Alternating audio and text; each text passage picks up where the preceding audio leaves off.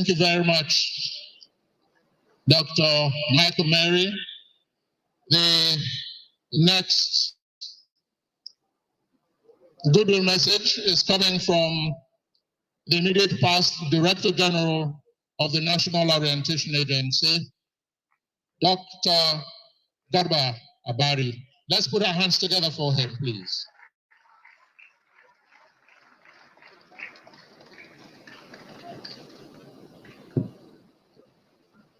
Thank you, sir. Thank you.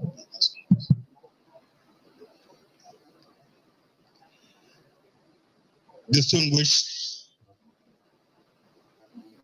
Chair of the Senate Committee on Information and National Orientation, the Honorable Minister of Information and National Orientation, Alhaji Mohammed Idris, Chief Executives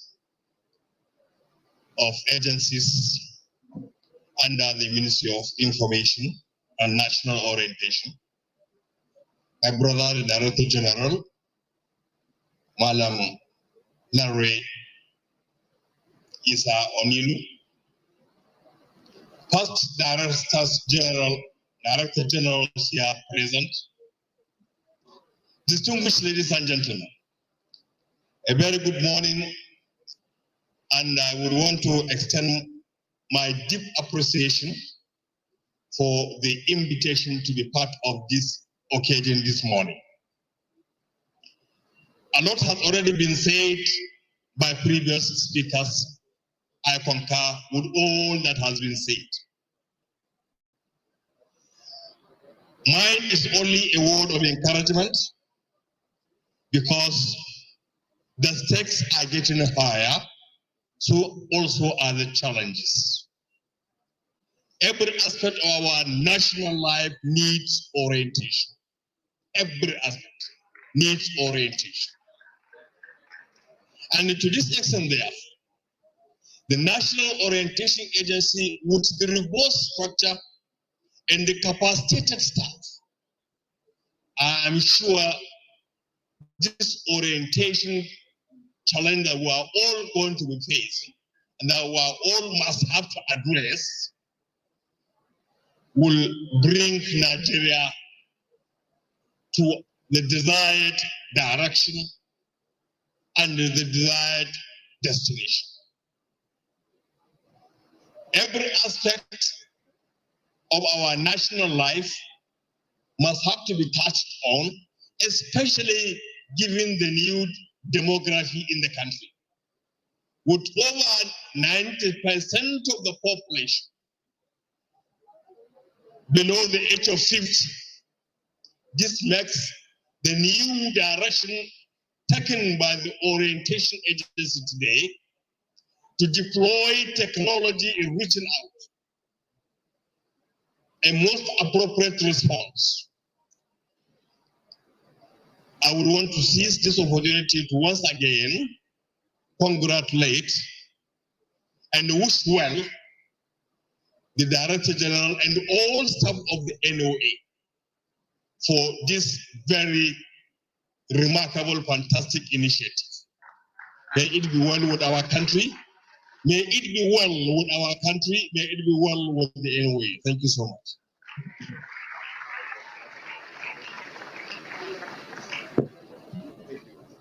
Thank you very much. Thank you.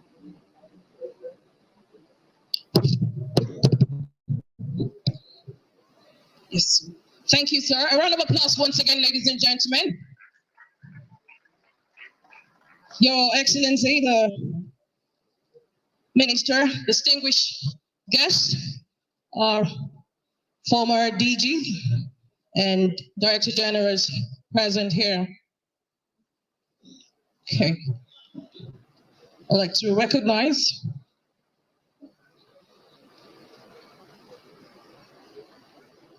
Thank you very much. We have just a few recognitions to make before we continue with the rest of the program. We welcome you, the Managing Director of the News Agency of Nigeria. I thought I saw my friend and brother Ali a while ago. You are writing news stories again. Ali, the Managing Director of News Agency of Nigeria, you're welcome. We also welcome the Director General of the Federal Radio Corporation of Nigeria, Professor Muhammad Bulama. Thank you also for your presence here this morning. Other recognitions? Yes, other recognitions. May I recognize the presence of the representative of the Senior Special Advisor to the President on Community Engagement Northeast, representing Honorable Abdul Hamid Jaya Abba, who cannot be here because of the flood in Maduguri, represented by Mr. Piaku Nuhubi. A round of applause, please.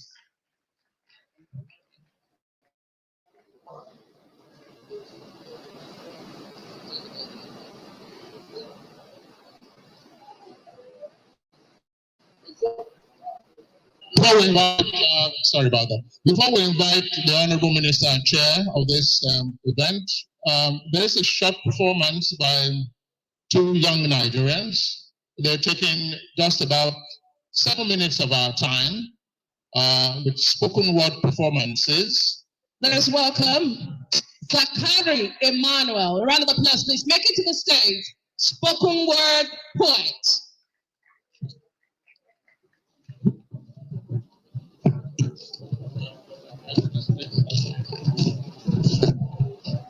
Good morning, ladies and gentlemen.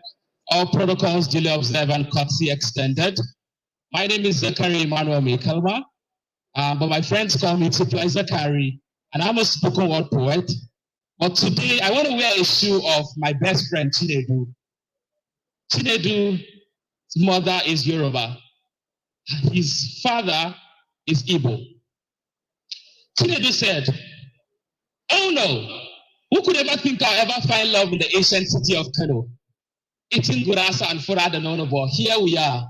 Love, they say, has a way of cutting across boundaries, breaking all strategies, and unifying divided countries." He said, but love, they say, has a way of breaking all boundaries, unifying divided countries. So listen to my eulogies. I found love up north. Who could ever think I'd be attracted to it like the fish in my mother's cooking pot? So I had to comfort. To let you all know that's where I find my comfort. I stay connected like a Wi-Fi in a hotspot. He said, Fatima, the woman of my dreams, the lover of my life. I'm tired of sneaking out of your house. I want to make it official and call you my wife. Fight for your love to the very end, and I need no gun, no rifle, and a knife. All I need is just strife. And then his Igbo friend said, Kai, one name. Do you know if you want to get married to a Hausa Fulani girl, you're going to be flogged? He said, it's all up in my head. 30 lashes of a cane, and that is making me scared. But my friends will say, no, you won't marry Hausa Fulani girl. Then that made a flog you, my friend. Benda made a flog you, my friend. But he said, who would ever thought I'll ever get married to a Hausa Fulani girl? If you want to get married to a Hausa Fulani girl, Benda made a flog you, my friend. 30 lashes of a cane, and that is making me scared. His friend said, you love her, right? He said, yes. Well, lie, that's my Arewa princess, and her beauty so defined. Her beauty flows from Lake Chad down to the River Nile, and there she goes with a perfect smile, with a perfect style. She would say, who teach you this Hausa? You say, he would say, Sarauna, where do you get your beauty from? Because your beauty flows from Lake Chad down to the River Nile. But here comes his mother. Hey, my son, once you get married to the Hausa Fulani girl, he even goes around with his wedding bell. I pray his wedding fails. But I always tell our mother, irrespective of your color, your religion, or your political order, we all need each other in Nigeria to see life further. So life doesn't care who you are, what you do. As long as you stay through, God is going to see you through. And now it's 5 years down the line, and now I'm a grandfather.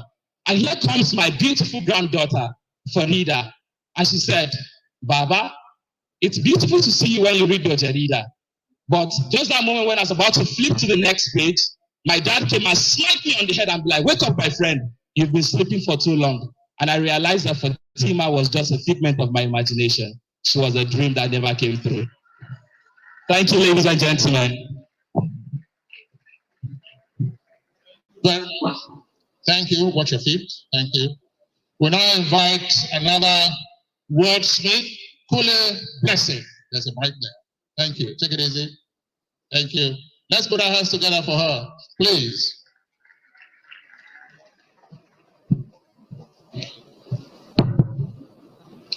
I beg to stand on the existing protocol. I am so honored to be here. If your hands are not too busy, please bring out your phones and make a video of me, because I want you to take this message back home. In a small village, there lived a girl named Njenje. She was known for her exceptional weaving skills. And so one day, the village chief approached her to weave a fabric. And so the very beautiful Njenje set out to work. She carefully selected threads of different colors and textures. She chose the vibrant red of courage, the very beautiful blue of peace, and the radiant, very radiant yellow of hope. As she walked, she discovered that each thread held a story. Little by little, the beautiful girl formed a fabric, a beautiful tapestry of diversity and unity. Just when she finished, a strong wind blew and wanted to destroy her work, but she held on tight, knowing that the fabric was stronger than its individual threads. Today, we are seated here as a nation, a fabric woven from different threads. We are the Igbos, the Yorubas, the Hausas, the Idomas, the Tiv, and so many other tribes. We are the Christians, we are the Muslims, we are the traditional worshippers.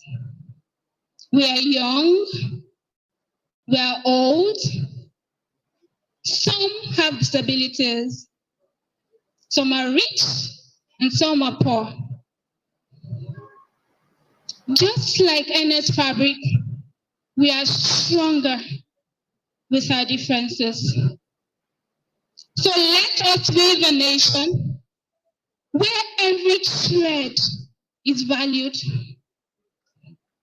every voice is heard, and every story is told.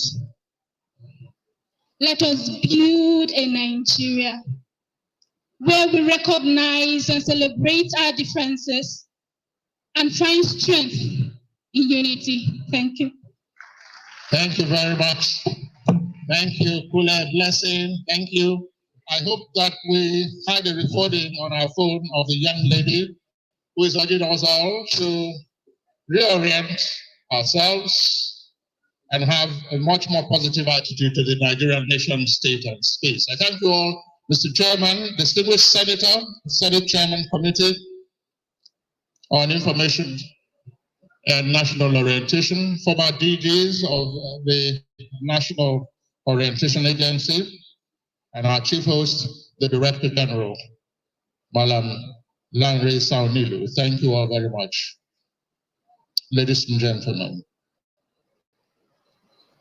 permit me to recognize the presence of the Director Legal of the National Orientation Agency, Barrister Williams Dogo. Thank you. May we also specially recognize the Director General Services, Mrs. Rebecca Nasamu. Thank you. Dr. Ayola Abiodun Olufemi is the Director Headquarters. Thank you for being a part of this process. Of course, the Director Environment and Climate of the National Orientation Agency, Mr. Emeka Iguara. Thank you also for being a part of this strategic repositioning retreat of the National Orientation Agency. At this point, most distinguished guests, ladies and gentlemen, it gives me special privilege and pleasure to invite our chairman, the Honorable Minister for Information and National Orientation, of the Federal Republic of Nigeria, Alhaji Muhammad Idris Malagi, for special opening remarks. Honorable Minister, sir.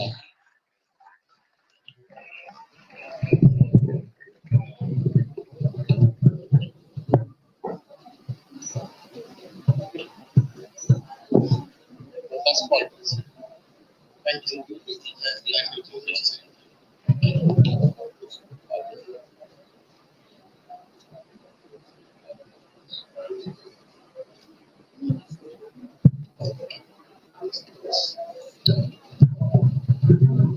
Can we please observe a minute silence to identify with the people of Borno State over what has happened in the course of last few days?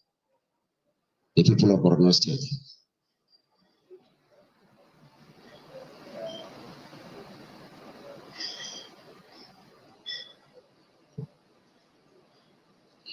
Thank you very much. You may be seated. We pray that they find succor very soon. The chairman, Senate Committee on Information and National Orientation, Senator Kenneth Okonkwo, good to see you and thank you for being here. Thank you for the work you are doing, and your presence here underscores the very cordial relationship that exists between the ministry and the National Assembly.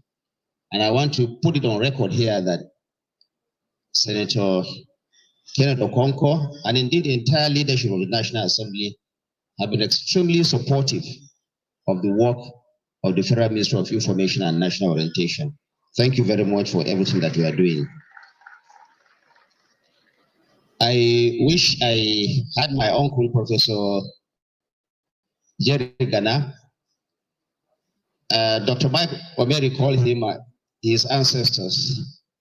I call him the Oracle.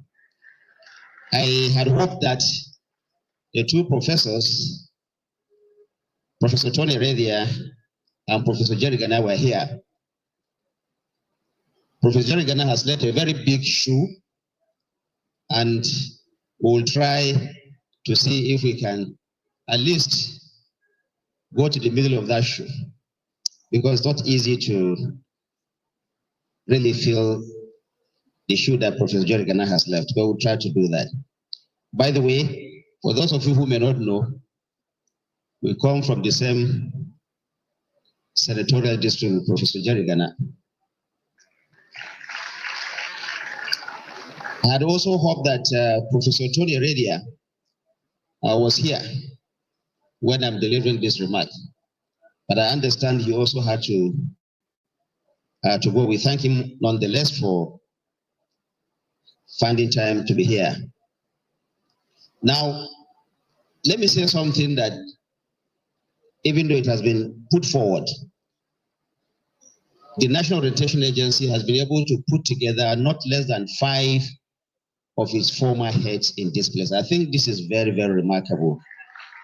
It shows the kind of connection that exists between those who have served at the leadership of the National Orientation Agency and what is happening at the National Orientation Agency here today. And thank you, Director General, for ensuring that you are tapping from the wisdom of those who have come before you. I think this is the direction that we should all go in this country.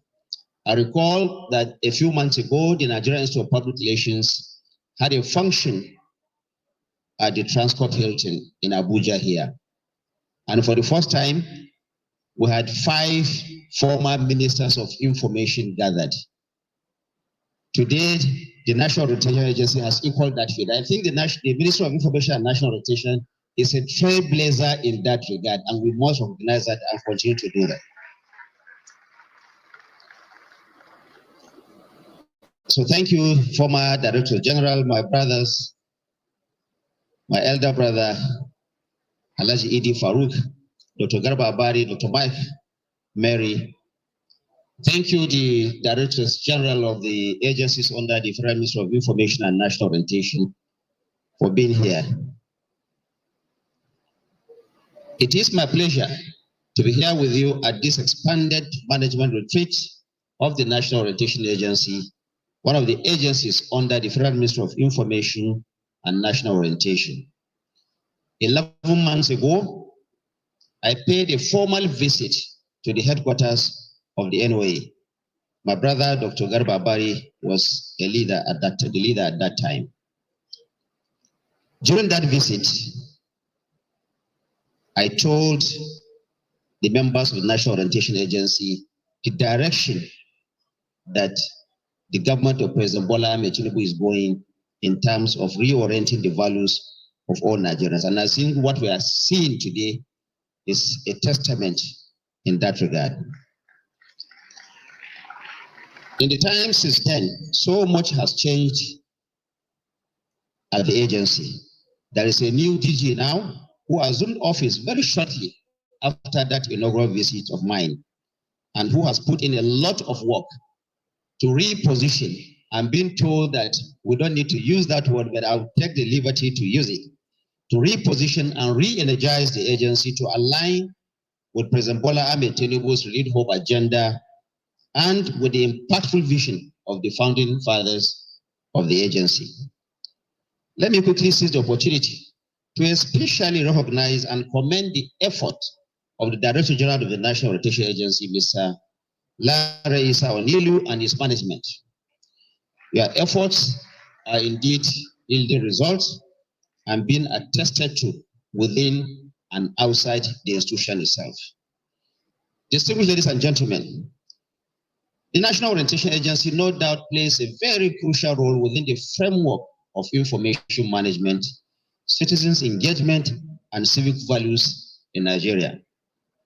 Since its establishment, the NOA has earned a reputation as one of the most grassroots-oriented public agencies in the country. And I'm happy that Professor Tony Heredia made that point, that the National Orientation Agency is in the forefront in that connection between government and those at the grassroots.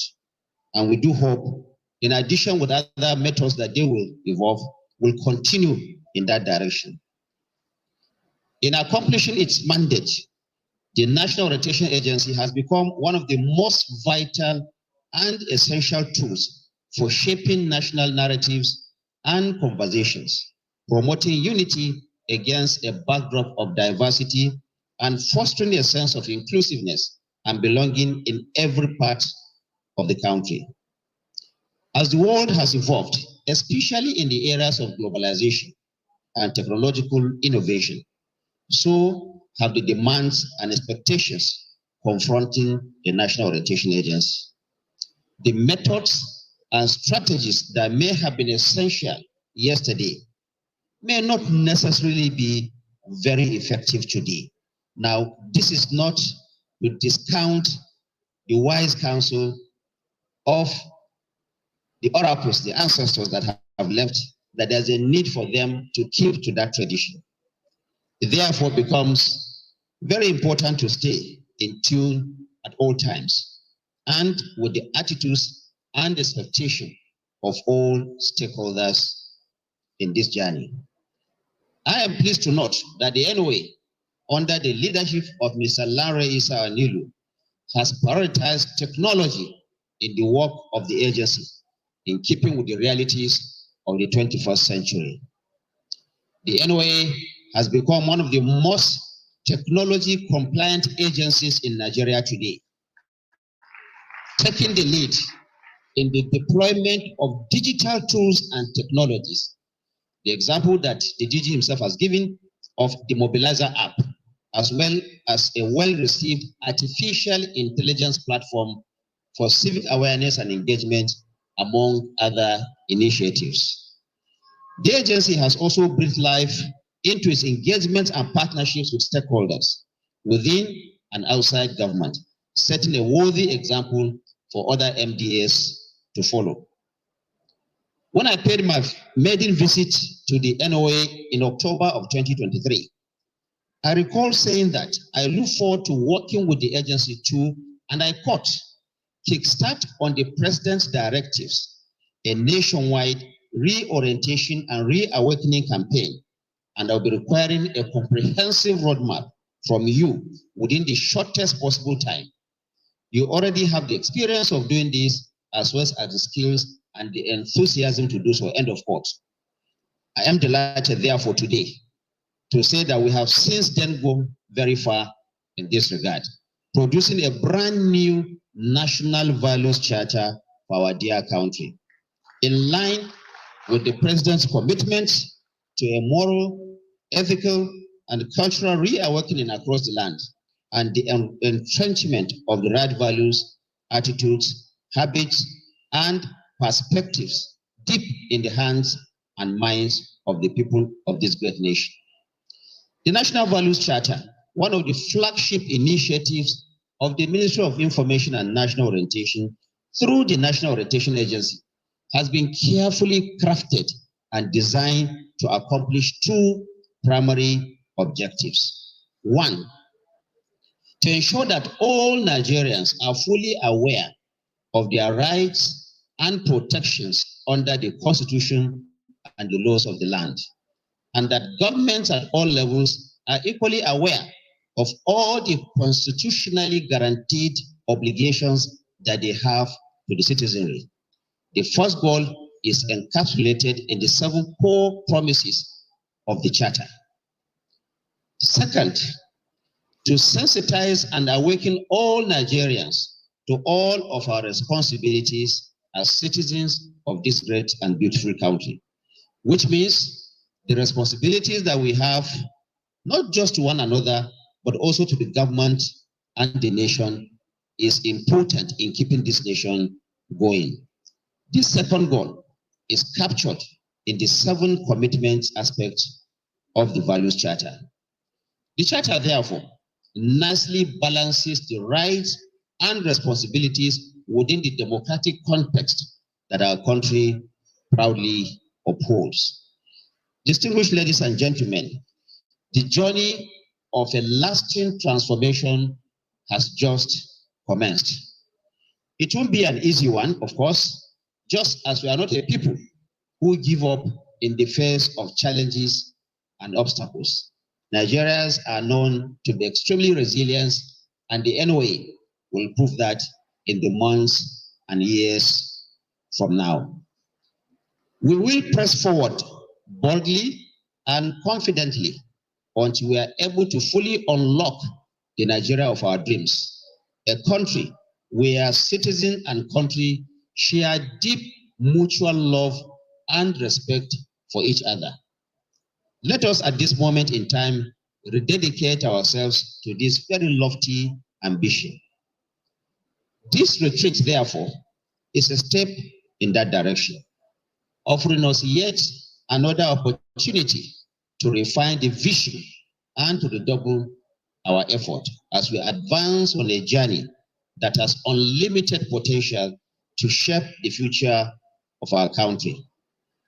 In closing, I would like to wish us all insightful proceedings and deliberations in this all-important retreat.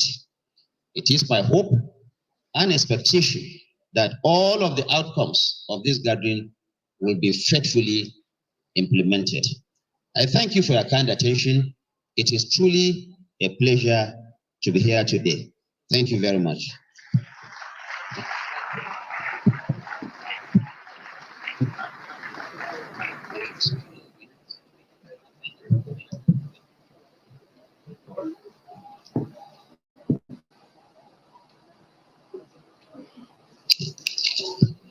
Let's keep the applause going for the Honorable Minister.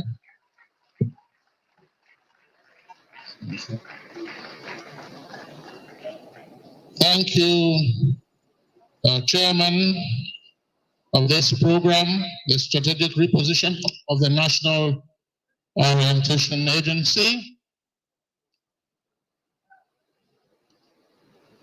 And the charge that you have given the National Orientation Agency, from the Director General down to the directors, state directors, and the assistant directors in the 774 local government areas across the Nigerian nation state and space. Thank you. Most distinguished guests, ladies and gentlemen, we'll continue with the program in a moment as we invite Mr. Celestine Achi, a renowned expert in digital communications and artificial intelligence, to speak to us on showcasing the AI platform of the National Orientation Agency. And when we would have spoken, we'd also have a panel of discussants to weigh in on it. So as we invite him to join us here, we also wish to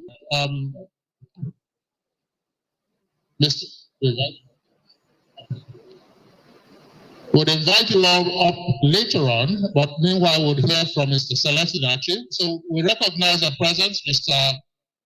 Professor Abiodun Adeniyi. Thank you for being a part of it. Please also we will invite you up later.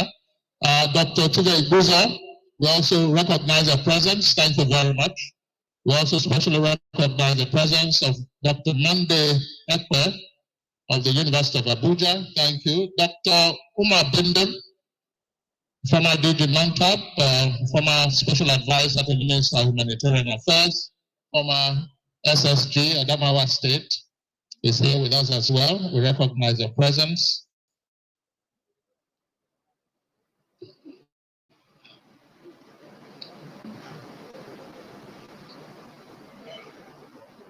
So we'll hear from Mr. Celestine Achi before we invite the distinguished senator to also speak to us in a moment. Please, let's hear from Mr. Celestine Achi. Thank you, sir. I would be able to say. You do it artificially and intelligently.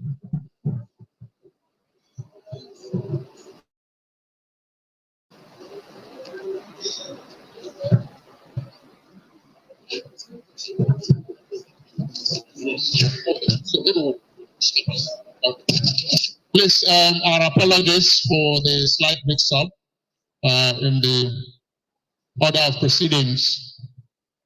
We shall invite Mr. Celestine Achi a little later on to make his presentation. It will be a fairly lengthy one, but we have been mandated specially to recognize our employers, our fathers, those who are representing us, those we sent out here to represent us at the Senate. We are particularly distinguished Senator Engineer Kenneth Emeka is the chairman, Senate Committee on Information. Let's put our hands together for him, please.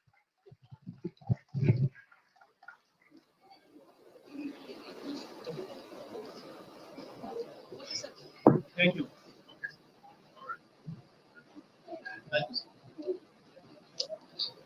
Thank you very much. MC, if I hadn't spoken here, then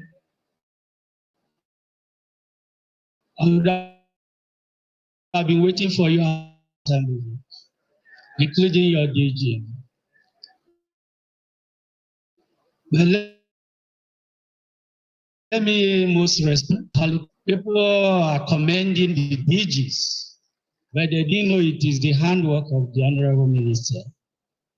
And there is one tradition I recognize in the ministry, that in any function that any of the DGs is doing, all the former DGs are always present.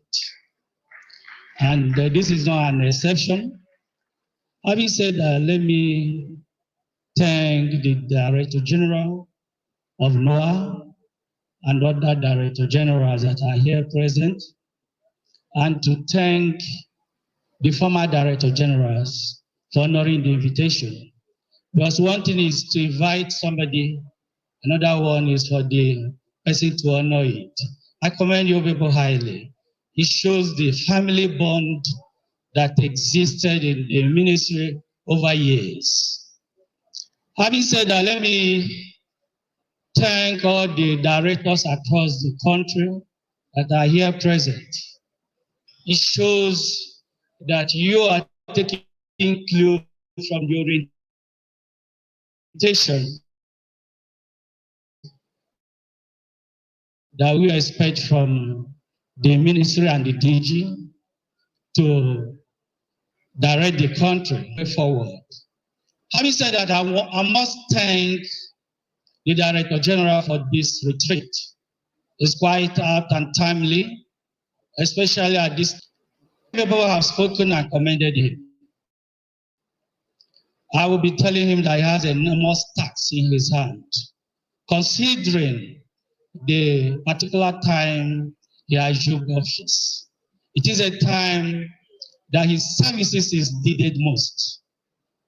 It is needed because the country, the people, the public need a lot of sensitization and orientation in our national development, the condition of the economy, insecurity, other vices has bedeviled us. Much is expected from national orientation to sensitize the public on the reality of times. And that reality is that government is doing so much, but what they are doing is not being known at the grassroots. And that's why I agree with those that have spoken, like Professor Jerry Gana and other professors. The minister said he would have loved him to be here. I would have equally loved him to be here because he called him oracle. Iradia called him ancestor. I called him grandfather of National Orientation Agency. He's a great man indeed. But when we are young, we know about MAMSA, and MAMSA really impacted on the fabric of the nation. But I must tell you one thing, Director General. We must match it with the reality of time. The reality is we are in the digital age, irrespective of the fact we embark on the house-to-house campaign and the sensitization. We must have to take advantage of the digital world that we find ourselves today and use that platform to disseminate information. Having said all that, you still have a lot of work. Because as you engage with the public, you have to devise a feedback mechanism to the country, to the executive, where you get information from the masses, you know what you need, having engaged with them, and transfer it back to the executive.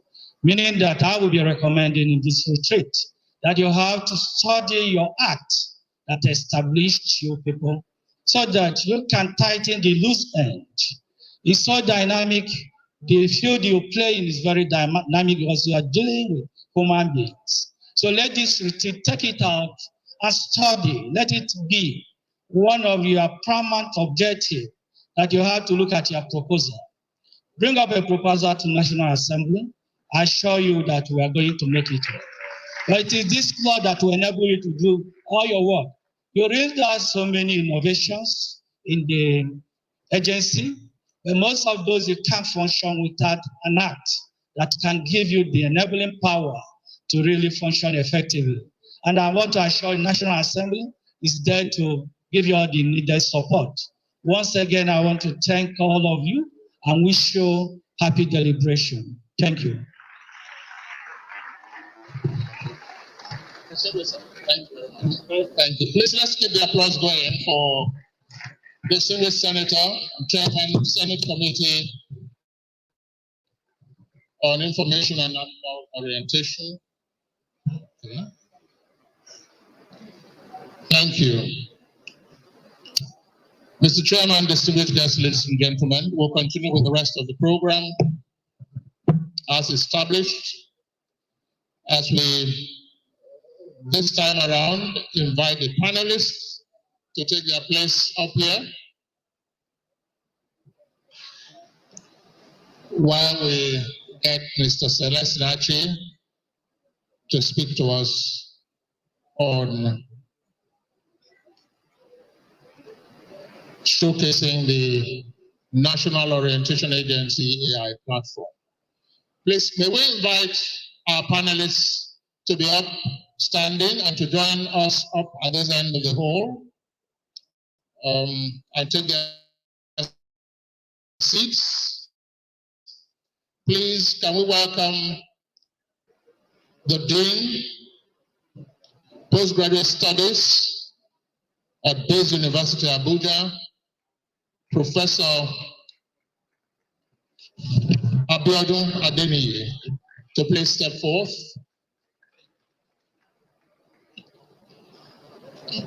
May we also invite and welcome the former Chief of Staff to the Deputy Senate President, Dr. Utive Ibuza, to please also join us at this end of the hall. Our ushers, please could you lead our panelists up here, please? We also invite the lecturer at the University of Abuja, Dr. Monday Epe, to also join along with us, please. Dr. Monday Epe. I've not seen him in a long while. Where are you? Aha, that's it. Please join me as we also welcome Dr. Umar Bindep. Dr. Umar Bindep, please.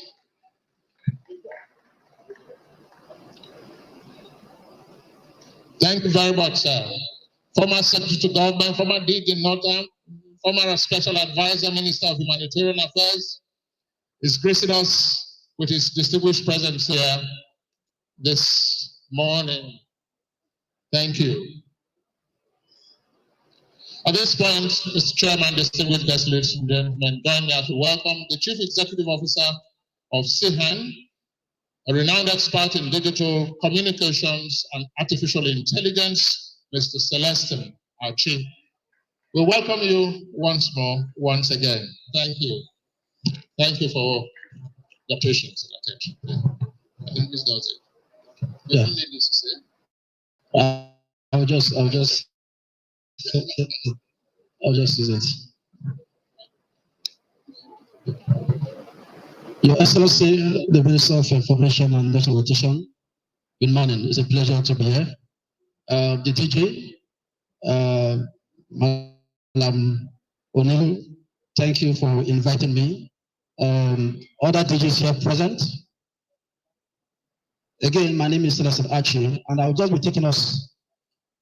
We'll just be having a short conversation on some of the reasons why we're here. Now, what Bernie said that leadership is a capacity to translate vision into reality. The question is, what is that vision? I don't know if you have my presentation up.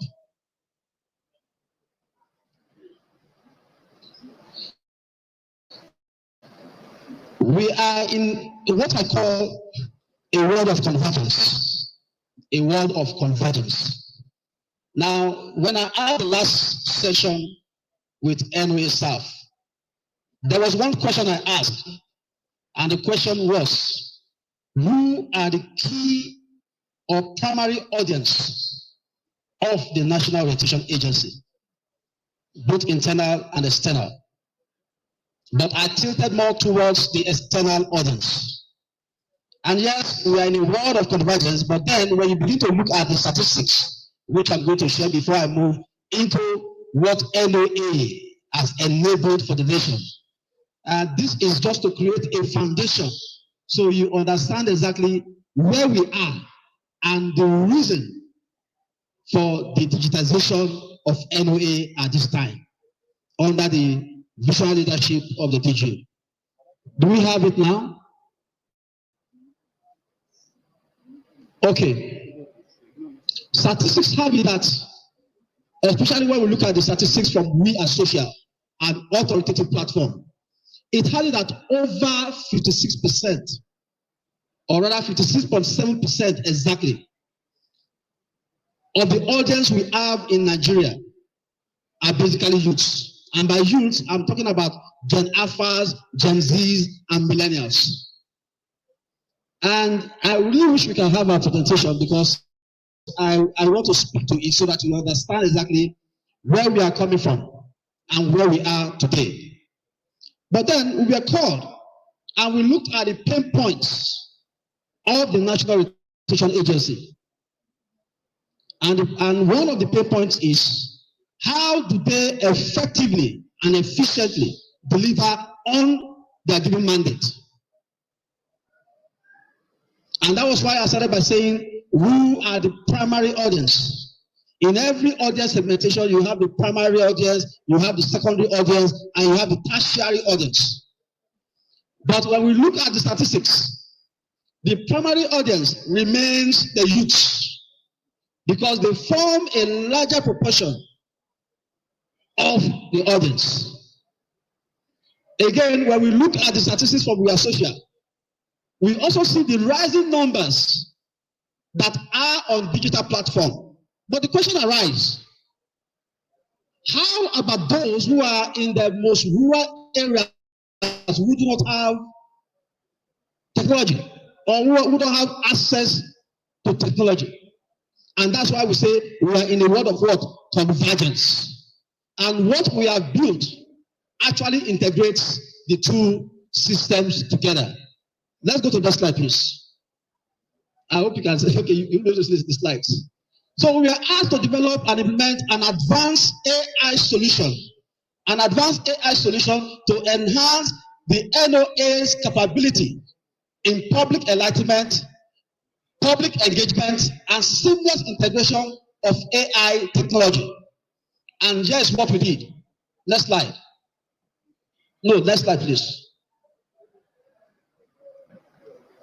Now, the objective of what we did are fivefold. One, to improve access to information and service for citizens. Two, to enhance efficiency and effectiveness of NOA's operations in the 774 local government areas of the Federation. Three, to strengthen NOA's outreach and impact. Four, to increase citizen engagement and what? Participation in national development.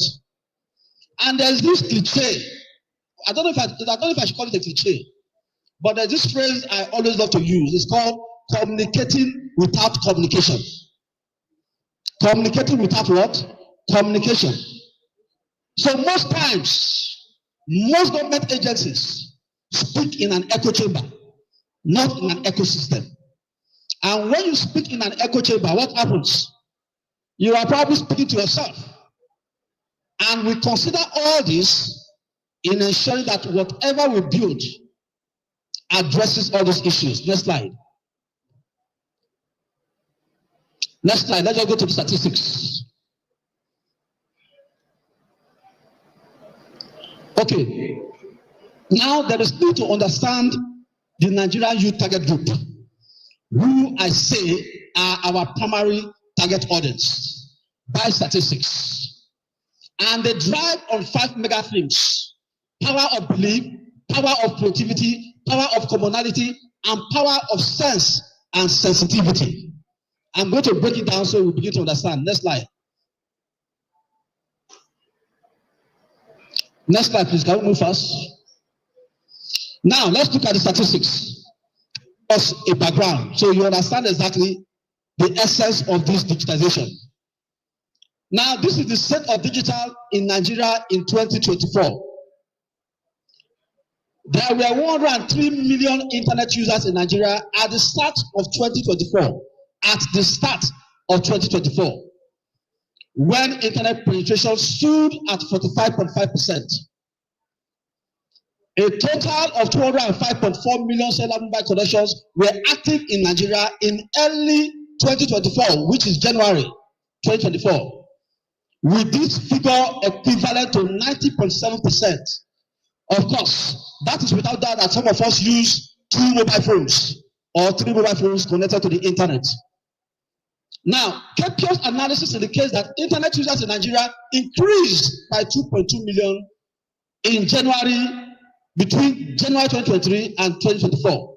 For perspective, these user figures reveal that 123.4 million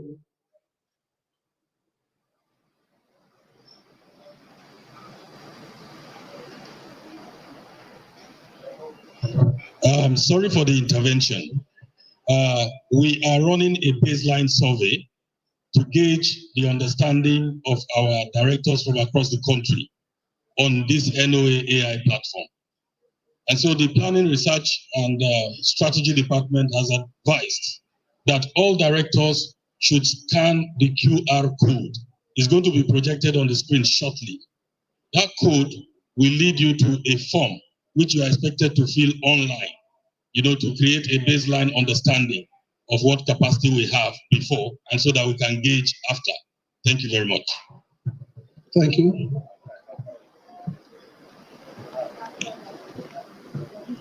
Now, for perspectives, these user figures reveal that 123.4 million people in Nigeria did not use the internet at the start of 2024. But between the recent figure I got, between that time and yesterday, the figures have changed. In fact, between the last time I was with NOA, which was, I think, about a month or 6 weeks ago, the figures have drastically changed. And today, we are not talking about 123.4 million. The figures have gone higher. But the funny thing is this. In early 2024, it is recorded that there are 205.4 million cellular mobile connections that are today connected to the internet. But let's break it down to the next slide. When we look at the gender distribution, 49.4% of the audience we are talking about are females, while 50.6% of these are male. Now to the real conversation on the next slide, as we are going to see. Next slide, please. Now, if you look at the age distribution of the population, it's essential we lay this foundation. If you look at the age distribution of the population, you can see where the numbers are. The numbers actually, in fact, affirm what we have been talking about, that the primary target audience of NOA remains Gen Zs and the millennials. And whether you and I like it or yes, that is the reality for today. Next slide. Okay, before then, if you look at the top types of websites, these numbers, these huge numbers, visit in the next slide, you will see that they are chat and messaging platform. You and I probably before now think they are, next slide please. You and I probably before now think that they are on social media. Okay, but from the statistics, from the authoritative we as social, the top type of website they visit are chat and messaging apps. Chat and messaging apps taking about 98.3% of the time they spend on the internet. And this is what also informed one of the platforms or one of the technology that NOA has introduced. In a matter of 3 months, apart from the mobilizer, NOA has added 6 other platforms, which I'm going to talk through with us. Next slide. Now, if you also look at the main reasons why they are on the internet or why they use the social media or why they even use the dark social, you will see, especially our focus should be on point 2 and point 3. They spend time reading news stories and filling spare time. And one of the vision of NOA is that they would rather spend time on one of the platforms that we built, which is the mobilizer and the hackathon, which I'm going to break down shortly. Next slide. Now, if you also look at this, the most used social media platforms remain WhatsApp, Facebook, Instagram, then TikTok. Our vision is that from now till next year, probably we'll begin to see mobilizer and clean, or even the hackathon platform on the mix of the dark social that Nigerians, especially our youth, will visit more often. Next slide. Now, this is our overarching communication strategy that formed the basis of what was built or what NOA has delivered to Nigerians. One is to connect NOA to the powers that drive youth culture and trends. Two is to promote the Nigeria story, the nation story, using momentum story mining and transmedia storytelling. Because like I said, we are in a converged era. Then three is, of course, to protect the reputation of the nation, and I call it reputation reinforcement programming. Next slide. Now, this is a big idea. What is the big idea? And the big idea is the explainer, helping you make sense of government initiatives. Helping you what? Make sense of government initiatives. Next slide. So, NOA came up with 6 different platforms. And I will shortly tell you exactly what they do before we go to the platforms. The first platform is what I call the curator. And what is the essence of the curator? Today, gone are the days whereby you curate database, the data of Nigerians. Gone are the days where you curate them physically. Today, just with a click of the button, NOA in the 774 local governments can now curate data of artisans, of Nigerians, whether they are HNI, whether they are the masters and matters, whether they are artisans and what have you. They can now do it digitally using what I call the digitization platform. It's a curator, meaning that whether they are offline, wherever they are in the 774 local governments, they can easily do what? Curate the data of anyone or the residents of that community seamlessly. Even while we are seated here, by just scanning a code, not this code, they will probably display that code. By just scanning that code, you get the digitalization form. And as you fill it, it curates in the digitalization platform seamlessly. Seamlessly. And the idea for this is to ensure that there is a proper segmented demography that will show not just the names of the leads, but also segment them serially. Next slide. Then we have the collaborator. Now you will agree with me that the only way it will be easy for NOA to deliver on their mandate is if they collaborate seamlessly with all the MDAs. So the question arises, how can NOA as a government agency collaborate effectively with all the ministries and all the MDAs in Nigeria seamlessly? So we came up with the collaborator tool. And what does it do? Simple. It integrates every agency in Nigeria. It integrates every ministry in Nigeria into one single platform where they can share ideas, share their initiatives, and share their programs so that NOA can further help them to do what? To tell the story as it should be told. And that is one of the ideas, the collaborator. So we have the network we have the output, and we have the up, which is more of an integration of all the system called Nigeria.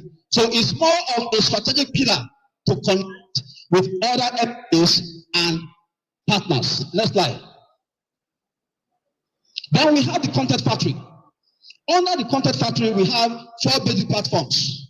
The first platform is the NOA TV. The NOA TV studio, which the DG effectively spoke to.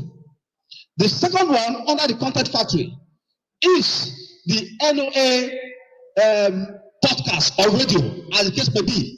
Meaning that seamlessly, NOA can now do what? Podcast or broadcast their audio materials or audio story to the Nigeria and the global community. Then the third one is what I call the explainer. Of course, we all know the explainer. One of the things that are spoken lightly for the explainer, for the NOA is the explainer. And from the last audit we did, I mean, I can say authoritatively that the explainer is today in Nigeria the most engaged communication tool that the Nigerian government has ever deployed. The most engaged. I did a comparative analysis to look at using what I call national language processing, to look at where the engagement and the awareness is coming from. And it's nothing but the explainer. So even though the explainer has its limitation in terms of reaching those who are not online, but the fact remains that it's of Nigerians. Then the next slide. Sorry, and under the content factory, NOA today, unlike most ministries and agencies, can now stream live their event using their own local developed tool. Please clap for them. Then we have the Mobilizer Hub. The Mobilizer Hub is an immersive platform. And what is the idea? Remember that I said one of the visions is to connect with the power that drives youth culture and trends. And therefore, the Mobilizer and the Hackathon seems to do that. And I'll probably tell you the idea behind these 2 platforms. Now, how do we attract the youth culture or the youth in Nigeria to learn more about Nigeria? How do we engage with them? How do we get the required feedback? And that's why we said, let's get them what they love. And therefore, the DG talked about the Mobilizer and the Hackathon. And what is it about? We tell you, we ask you questions about Nigeria. And of course, you get some incentives. And we have seen that the test pilots we did, many youths tend to engage with the platforms. I have not even talked about clean. Now, I think let's go to the website so you understand exactly what has been done for you to know the essence. Can we go to the slide? Now, what we essentially did in summary is to turn NOA website to what I call AI-powered engine. AI-powered engine. And the lead engine here is what we call clean. Today, all of us combined. Let us put together, and again, I say this authoritatively. Let's put together against clean, and you'll be amazed. Okay? Sir, is there any question you want to ask? Let's start with that. Okay, please, just be free to ask any question. Okay. How can I assist you? Okay, can you ask a question? Okay. Ask me any question, please. How can I assess government empowerment? How can I assess government empowerment program? That's the question from one of us. How can I assess government empowerment program?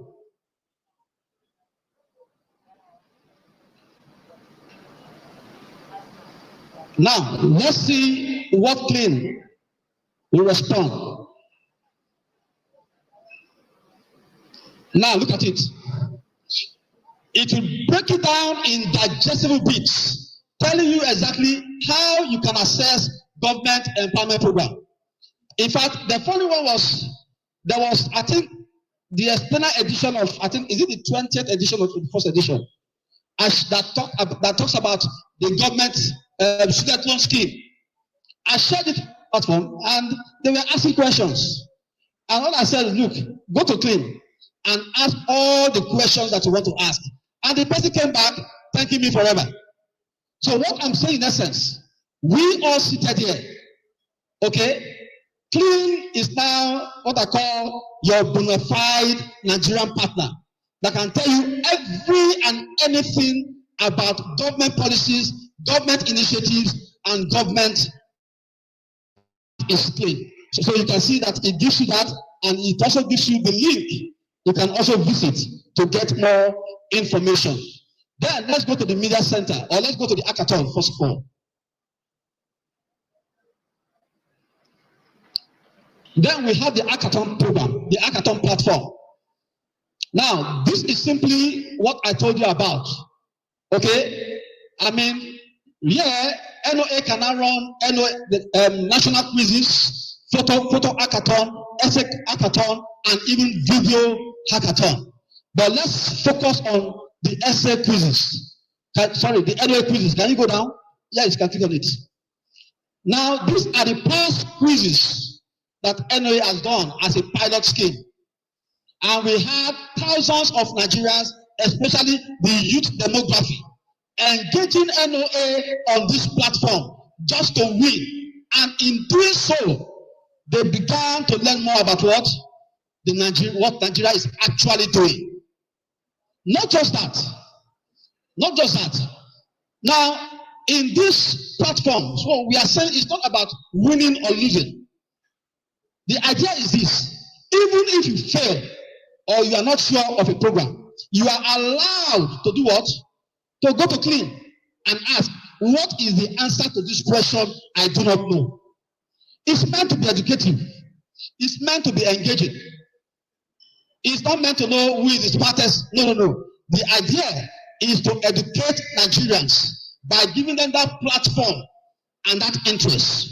And that is because we are in what I call the attention economy. And it's important to gain their attention. And I think we'll be running some quiz tomorrow for those who want to win some prizes. Of course, to know your knowledge of Nigeria. So let's go to the digitization platform.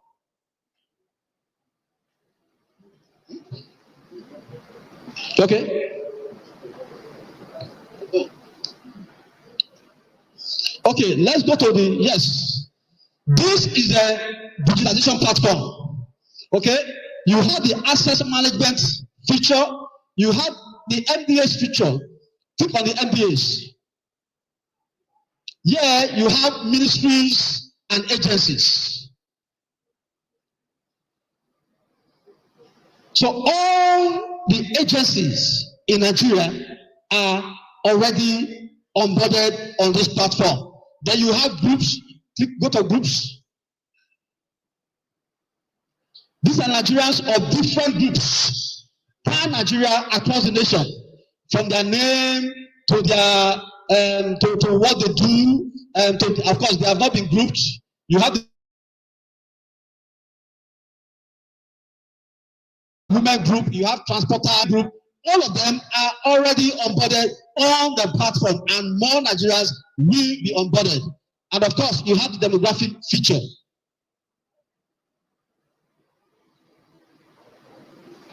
Then you have location. But I think let's focus on go to biodata. Now, this is the biodata, and this is simply how it works. Click on action. Yes, click on that. So you can, it's digitized.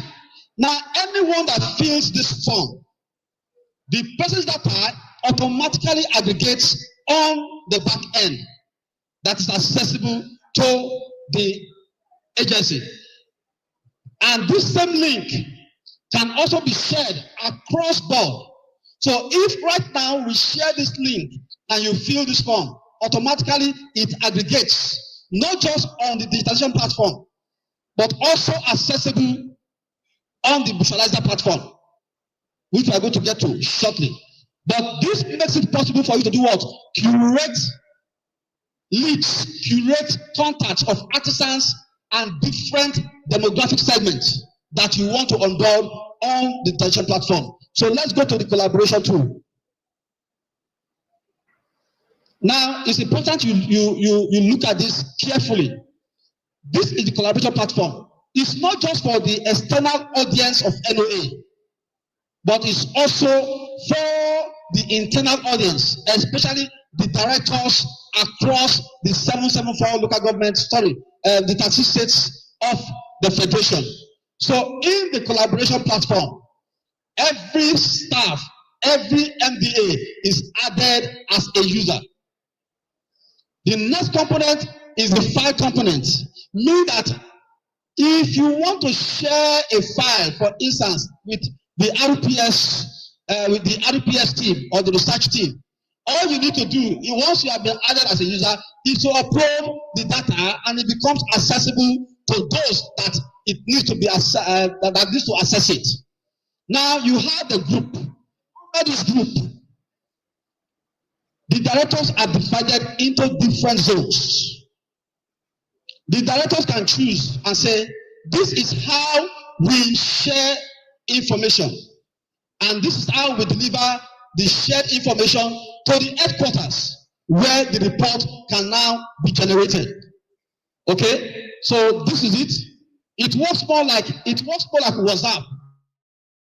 Meaning that the same way you engage on WhatsApp, the same way you share file on WhatsApp, the same way you create groups on WhatsApp, that can also be done here. Click on the MDA. Same thing with the MDAs. Once they are added as new MDAs, they also have access to the platform, meaning that as long as they are added to this platform, they can share any program or initiative that they have. They can share it with what? With NOA.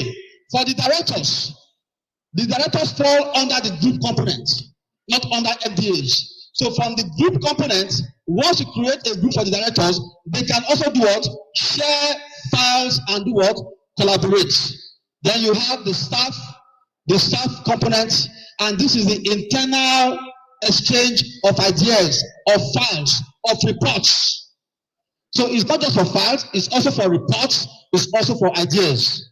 Then you have the inbox component, and this is where the engagement and the conversation takes place. And that is what? That is the collaboration tool. Let's go to the content factory. Now, this is the factory. Under the content factory, you have the NOA TV, which is the channels. Okay, you have the audio feature, which is the radio. You have the video, which is NOA TV. You have publication, which is the explainer, and you have live TV, which is the streaming component of NOA's digitalization platform. Let's go to hackathon, because I think I have 5 minutes more.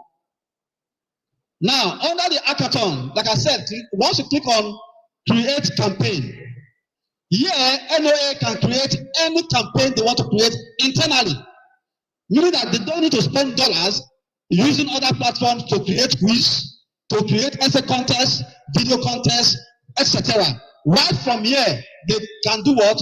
Create any campaign. Of course, and one will be live tomorrow for you to participate in. So you have the hackathon, you have the quiz, of course you have. Let's go to the next one, which is the visualizer. Now, the beauty of this, data is useless without insight. So if we have all this data and the insights are not there, then we have not started.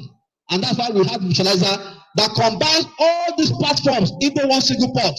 So from here, the DG can see every single thing that is happening across the 774 local governments because they have been integrated on the back end, from the digitization platform to the content factory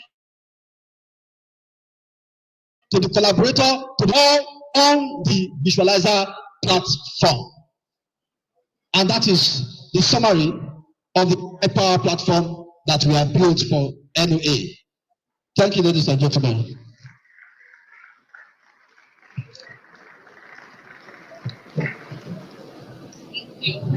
Thank you, thank you. A round of applause for him. Thank you, CEO Sehem Celestine Archie. We have our panelists here. Good morning, ladies. Good morning, gentlemen. All right, so we'll have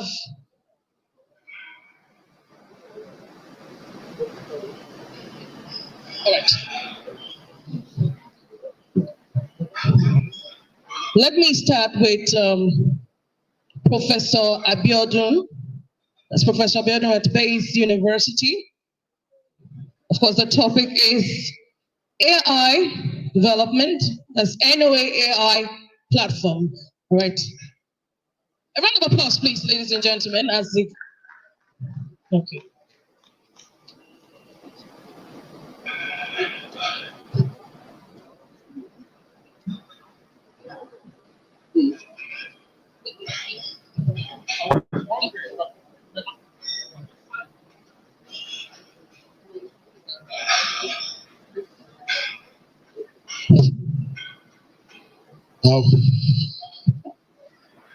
Director NOA, our chief host and organizer, other directors general, standing and existing protocol, distinguished ladies and gentlemen.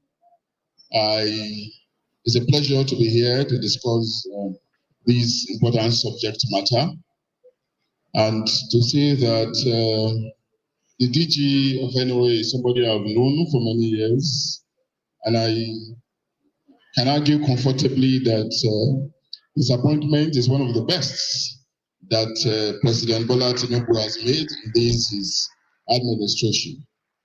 And I'm saying this confident of my declaration because all the years I've known him, I've never seen him done any other job apart from communication, journalism, messaging, public relations, advertising, and things like that. At the time, I think he even tried to go into hotel business. He failed, and he came back to communication and media. So congratulations, DG, for this very useful outing. And to the important subject of AI as espoused by Celestine Archie, no doubt an exhaustive, penetrating, intelligent presentation, very rich with all the subject areas, and of course it's in tandem with the age that we are in. It's a natural age that flows with the course of history. If you remember from the time of creation, the world was largely primitive, and of course it moved again at some point to the age of the industrial revolution. And of course, analysts, some of them that is, have also told us that the world has moved from the first industrial revolution to the second, from the second to the third, and from to the third, we are now going into the fourth. The fourth industrial revolution is often described as the age of artificial intelligence, the Internet of Things, hypertext documents. But it is not just enough for us to celebrate the coming of these ages, if we cannot be part of it. And it is probably consistent with that I imagine that NOA is leveraging on the benefits of artificial intelligence, to properly reorientate citizens towards supporting the government and for the overarching objective of nation building, as the case could be. But we need to also understand, like the presenter said, that there are many aspects of AI, reflective of the age of sophistication in communication, where we can say communication has become largely communicational, with that word again, largely informational. I think we need to be more holistic. And secondly, when we talk of communication, communication does not exist as an abstract. There's a language of communication, which is also important. The most important use of language is communication. So we really need to start asking ourselves, what language? Being tied to English language, as if English language is a measure of intelligence or a measure of anything, we should get out of that. Thankfully, I think our constitution recognizes some languages in Nigeria, local languages, that can also be used as official functions. I'm dreaming of the day when in our National Assembly, for instance, people will stop struggling with English. Let them go, let them start speaking, those languages that are recognized by the constitution. I see it also in some other countries where they probably speak English more than us. But there are some fora, you find them speaking local languages, and it will be the responsibility of gadgets, of individuals to interpret them. So please, I don't know, the platforms that we have, we should not be tied to English language. There are many countries in the world that are progressing with this language called English. Okay? So we should respect our local languages and get to the people more. And finally, on that, in terms of communication, radio is key. Nigeria is part of Africa. And radio is the #1 medium of communication when you want to get to the rural population. There is no stronger medium than the radio. Please put your hands together for the radio. Well, we'll be giving 5 minutes. Don't tempt somebody who speaks a lot to audiences. So let me respect myself and respect this audience. Thank you very much, NOA. Keep doing this good job. Thank you, sir.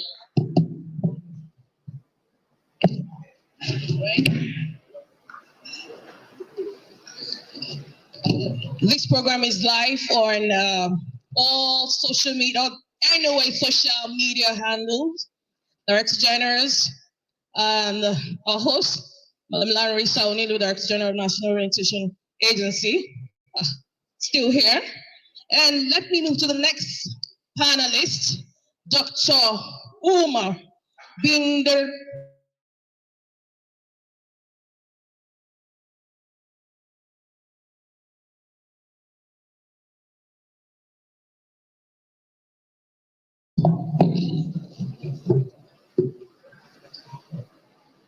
Thank you very much. First of all, let me recognize my brother, Director General of NOA, and the other fantastic brothers, the radio man. I love radio. Yeah, I think the generic discussion is artificial intelligence.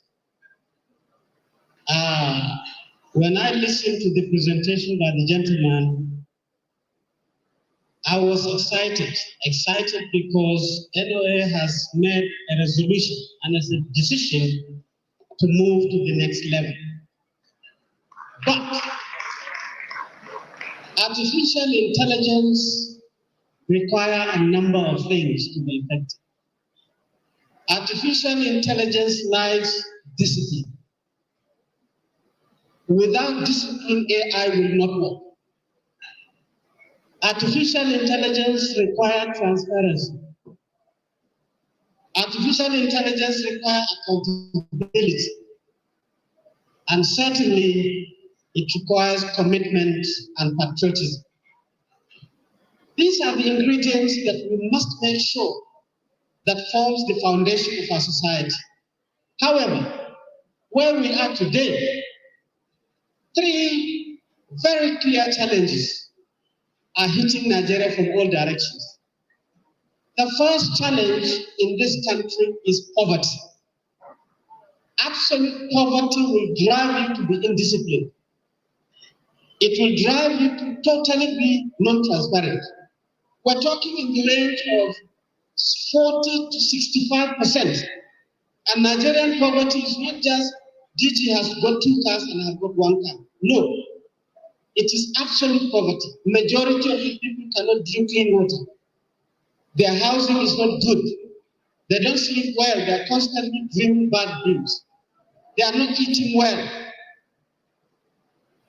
Their farm produce is not getting to the market very well, and so on and so forth. The second challenge we have is corruption. I think corruption has gone so endemic that corruption is taking corruption and is taking corruption and is literally becoming totally unsolvable in our country. And the third and very, very serious challenge is insecurity. So when you mop up these 3 things and you look at how a Nigerian survives and you bring AI into it, DG, I encourage you and I can see your doggedness. I think I am so excited.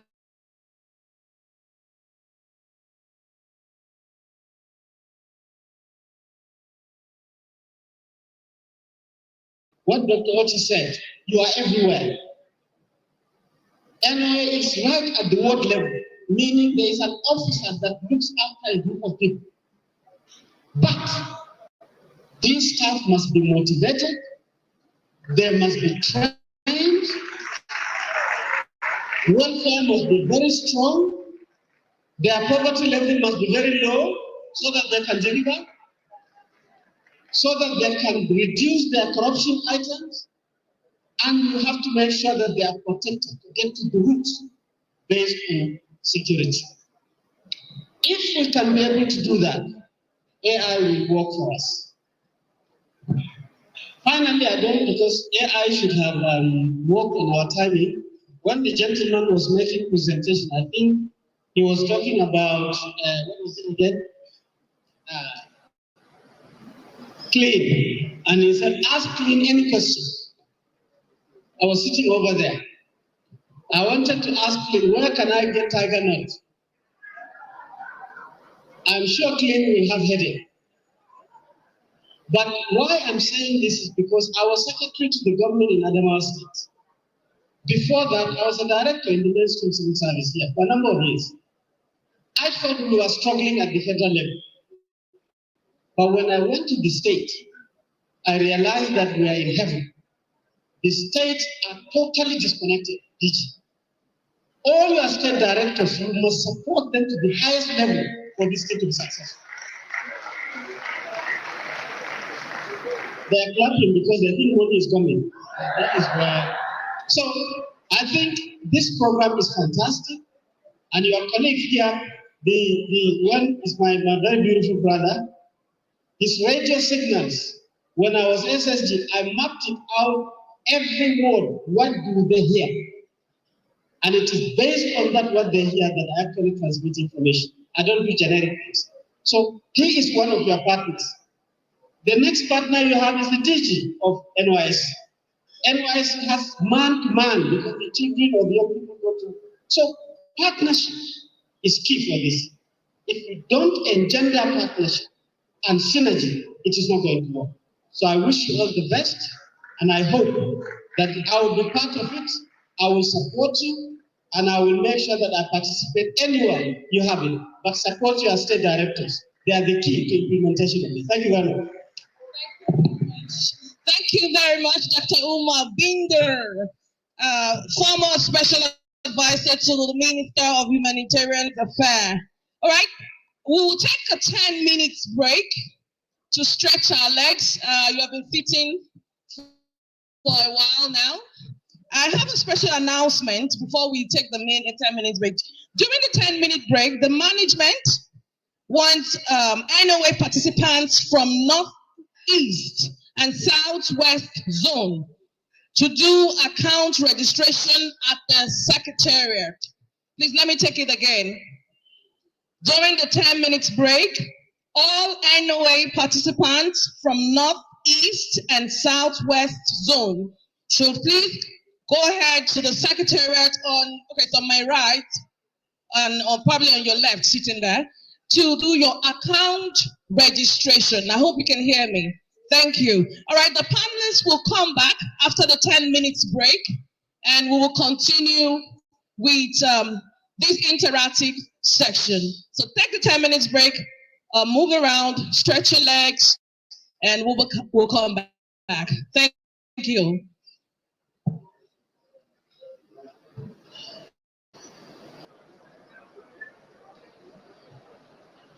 Please, just a quick announcement. Can our technical, our next presenter, Dr. Binder, for his flash PowerPoint presentation to make. Please, technical team, please. Please, let's liaise with Dr. Binder, our next speaker,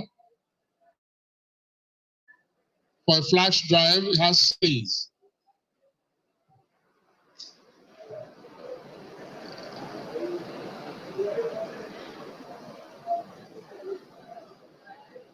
Thank you all very much. The Director General, National Orientation Agency, Malam Lanre Saunilu, we thank you very much for hosting us. Please, can we all resume our seats so that we begin this program in earnest? Please. Thank you. Is somebody assisting Dr. Binder, please?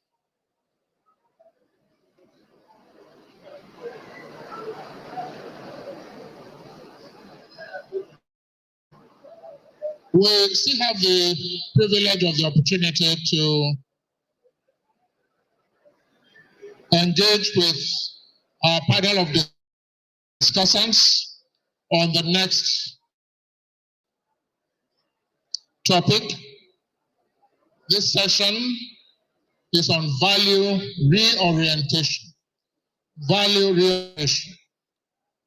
And we shall be sharing the knowledge, the experience, and the expertise of the former Secretary to the State Government in Adamawa, former Special Advisor to the Honorable Minister of also DG NOTAP before now, and many other remarkable positions he has occupied in Nigeria.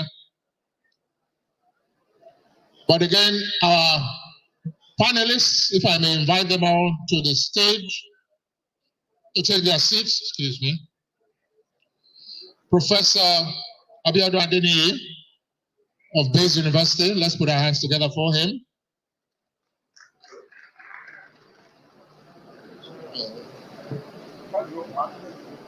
Oh, okay, they say you rather sit and watch the presentation before you come up. Oh, fantastic. All right. So just to take note of our panel of discussants, Utiva Iguzo, Dr. Utiva Iguzo is also here. Dr. Monday Odekina is also a part of it. And of course, Professor Abiodun Adeniyi. And most thankfully and most encouragingly, we have one of our senior colleagues in the House who just came in to join us for this session. Dr. Ima Ago, former editor and editor-in-chief to the Champion newspapers, who would also be a member of the panel of discussants later on. I thought they said you would rather watch. Aha, okay, sir, so that you take notes. So we welcome you. If our technical crew is ready with Dr. Binder's presentation, we'll now have the privilege and the pleasure of inviting him for the presentation. Please, let's put our hands together for Dr. Umar Binder, who's speaking to us on value reorientation. Okay, I thought he was already on his way here.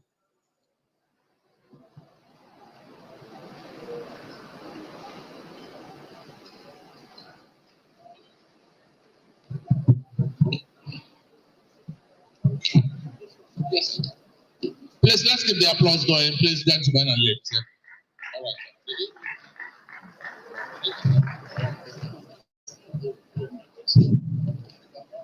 Yeah. Thank you very much. When the DG invited me to speak, I said to him that I need 2 hours. He said, okay, I should come. So I'm sure you have budgeted 2 hours. If not, you better leave now. All right, let me thank him first, the Director General and his team, for inviting me. My name is Umar Bindir. I've done a number of things in this country. I think I've paid my dues, but it's not time through this.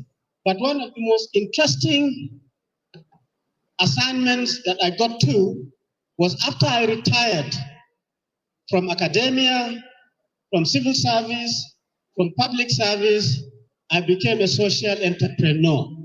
What that means is that I have an NGO and I'm now running an NGO. As a social entrepreneur, you invest in people, which is part of the charter that the DG is trying to implement. And so as a practical implementation, I want to show you that in the heart of Yola town, that is my hometown, I sold everything that I had as part of the charter. And then I bought this place, and then I smashed it down. And then I built this. Everybody was saying maybe I was building a mosque or a mall or a shop. Nobody knew what I wanted to do. But this facility, I supported it with a borehole. I bought a generator to make sure that there's 24/7 electricity. I made it comfortable, there are air conditioners, and I also installed a VSAT, so the facility has internet connection. So I registered this NGO. I call it the Bindir Knowledge Center International. Bindir is my surname. So I turned this place into my secretariat, and in the middle of the secretariat, I have this particular facility. I have 120 computers in this facility, all of them connected to the internet. Every day, I take 100 children free of charge to come into my center, and the boys and girls, and they will interact with these computers live. And if all my trainers, if you touch a child like that by beating the child because they've broken a mouse, I will sack you. Why? Because children should smash mice. They should mess up keyboards. That is part of children. So you have to reorient your values. So don't be beating children anyhow. So they will interact like this. So here, we do a lot of training and reorientation and so on of children in the community. So the community were very, very interested. They were bringing their children from school or out of school. And everything was okay. But I realized something. I was also the director of sports in this country. So once children are just learning, and there is no playing, it will not work. So I bought the next piece of land to my center. I established a playground. I put 3 badminton courts. I bought 4 table tennis tables. I have all this monopoly and so on and so forth for children to play. And they used to come and play with their brothers and sisters and parents. This alone totally changed the security landscape of our community. Because once you put sports, then you are interacting naturally. I then put one of the walls, I painted it white, and I used to do cinema every Saturday.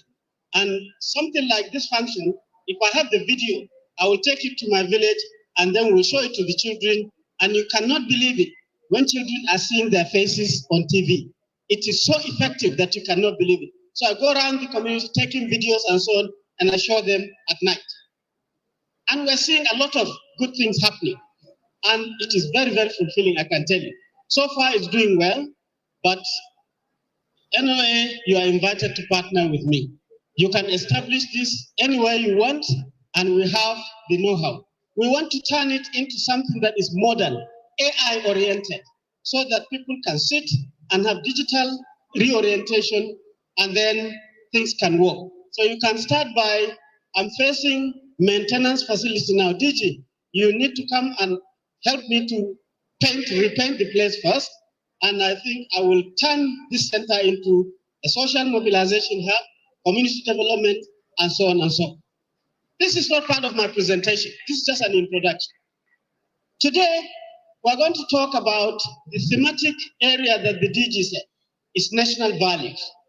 And he specifically gave me this title: National Values, the Critical Factor for National Cohesion and Sustainable Development.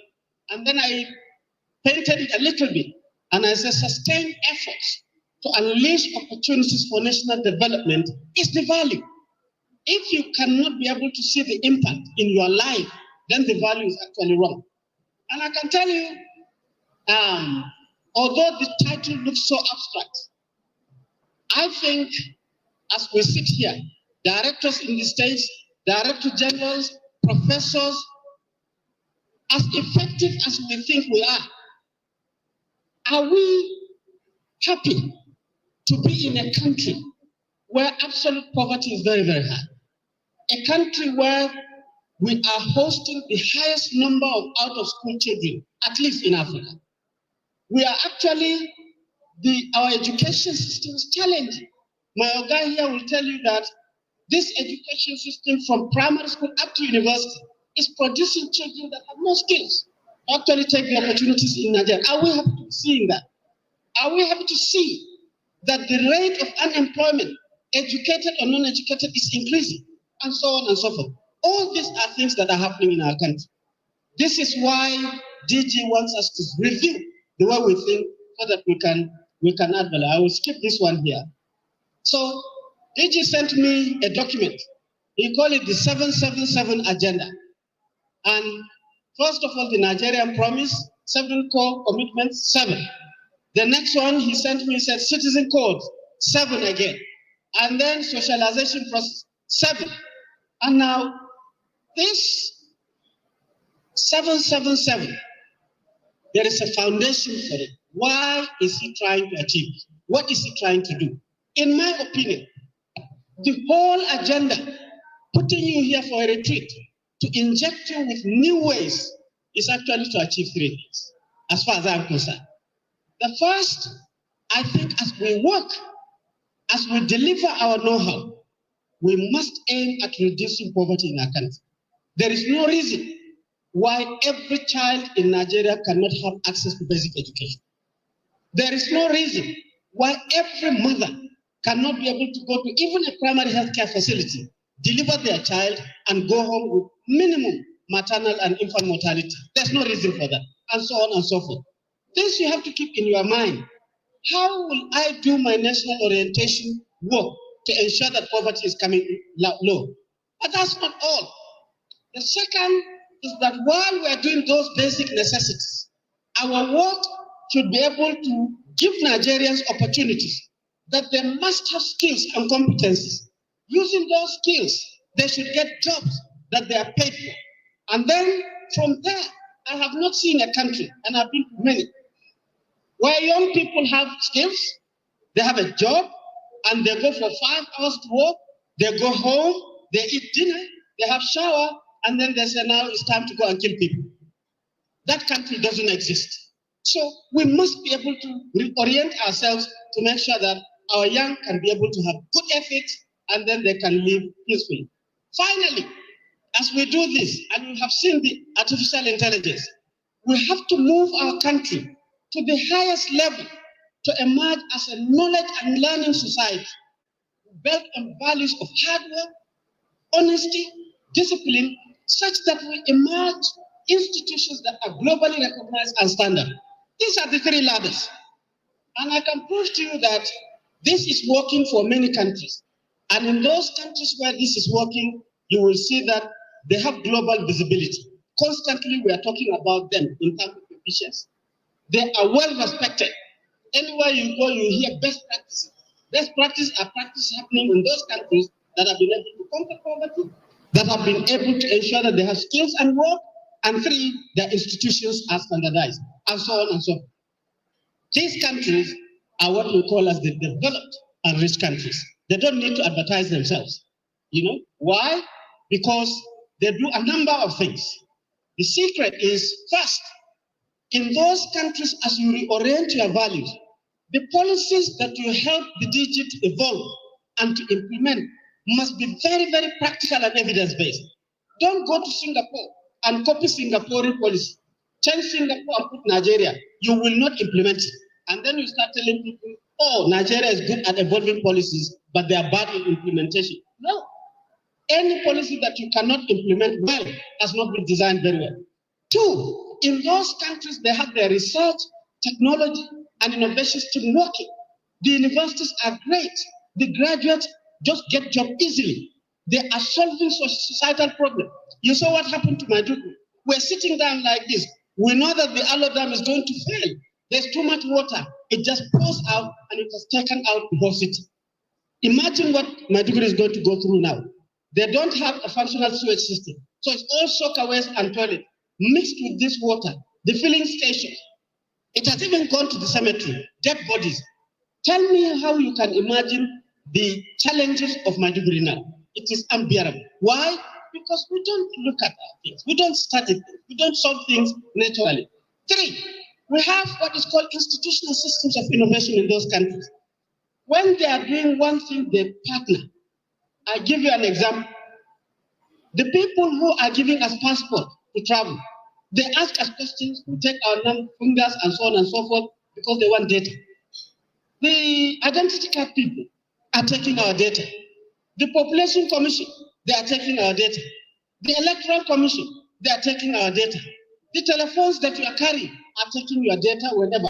Yet, Nigeria doesn't have a data about its people. Why? Because everybody is guarding their data. We're working as islands. We don't come together. Coming together will evolve what is called as international systems of innovation. Knowledge will make it work harder. Next is sustained research and development investment. The professors here will tell you, for you to be able to change your orientation, develop to this high level, you must constantly be using your mentality and research to come up with solutions for your problems. This is not cheap. Some countries that are $1 trillion GDP, they are using 3 to 4 to 5% of their GDP just to power their professors, power their PhDs, to study their problems to do with water, problems with food, problems with health, and so on and so forth. So we have, as you see there. Now, in early days, the countries that have got these values are all coming from Europe and North America. Anybody who is above 60 years will know this. And these are the countries that have done all these beautiful things. Their values are good. They are the ones producing everything, and they are the ones that knows everything. And they dominated the value system in the whole world. If you want train, you have to go to them. You want electricity, you have to go to them. You want nice roads, you have to go to them, and so on and so forth. But as globalization came in and got matured, other countries started following the steps of those North and Europeans and Americans. They started to follow quietly. This place, conditions. The cars outside and so on are coming from South Korea, and we are not producing anything. Everybody here is carrying a telephone. Most of you are carrying Samsung from South Korea. We are not producing even a flash drive, not to talk of Samsung. Why? Because they changed their values. So now, on the other side, there are many countries that did not bother to actually look at these values. And these countries are generally, they are either called developing countries or least developed countries or underdeveloping countries or underdeveloped. In fact, when you hear that Europeans are going to give money to least developed countries, Nigeria will start campaigning that we are least developed. We are not developing, we are least developed, we need that money. That is because you float in this, because you haven't actually learned that. We cannot showcase anything that is good. So I congratulate the DG for pushing technology to actually adapt at this level. So we know our country has these challenges. And this is why I believe that this lecture I'm giving to you is part of the orientation and very, very important. But I'm sure we must have reflected on this severally. You know, in Nigeria, we have done so many things trying to reject ourselves to do that. But every time we actually return with bad results. We don't actually take it and continue. The reason why we don't do it very well is because we don't understand that everything that you are trying to review your value to make sure that you move forward depends on your knowledge system. It is not tangible. It is your knowledge system that actually can drive you to initiate good policies, implement them. It is the knowledge system that will make sure your universities are good, your graduates can do things, and so on and so forth.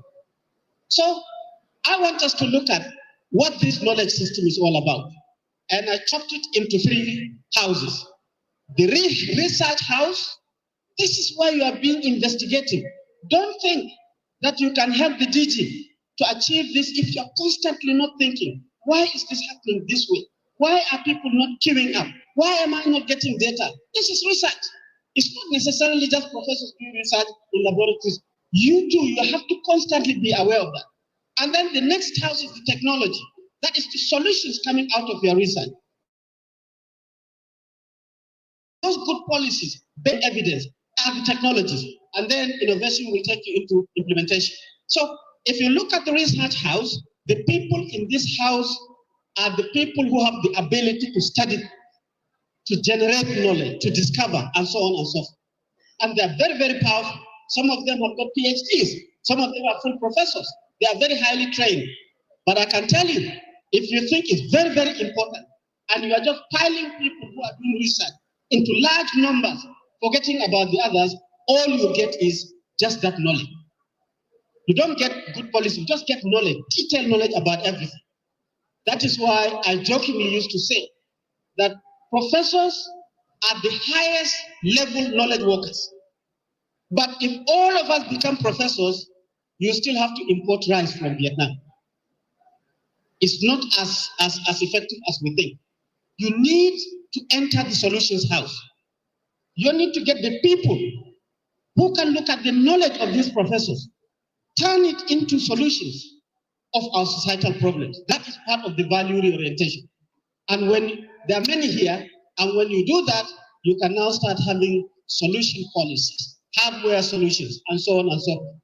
That, once you have it, you start implementation, you get into the innovation house. Innovation is not smartness. Innovation is the practical achievement of your solution on the ground. You are seeing it, Korokoro. Women are actually getting medicine. People are getting food, and so on and so forth. So now, when all these are addressed through what I call serious reorientation, then you can now see a country that has great entrepreneurs and enterprises, skillful people, great products coming out of our country, great processes, and so on and so forth. And this is how we would have showcased to the world that we are reoriented and we are gradually beginning to learn and adopt some of these ways. Now, this is the theory. Let us look at Nigeria. This is our knowledge system. Can I have the bottle of water somewhere? This is the knowledge system. This country has over 270 conventional universities, composed of federal, state, and private universities.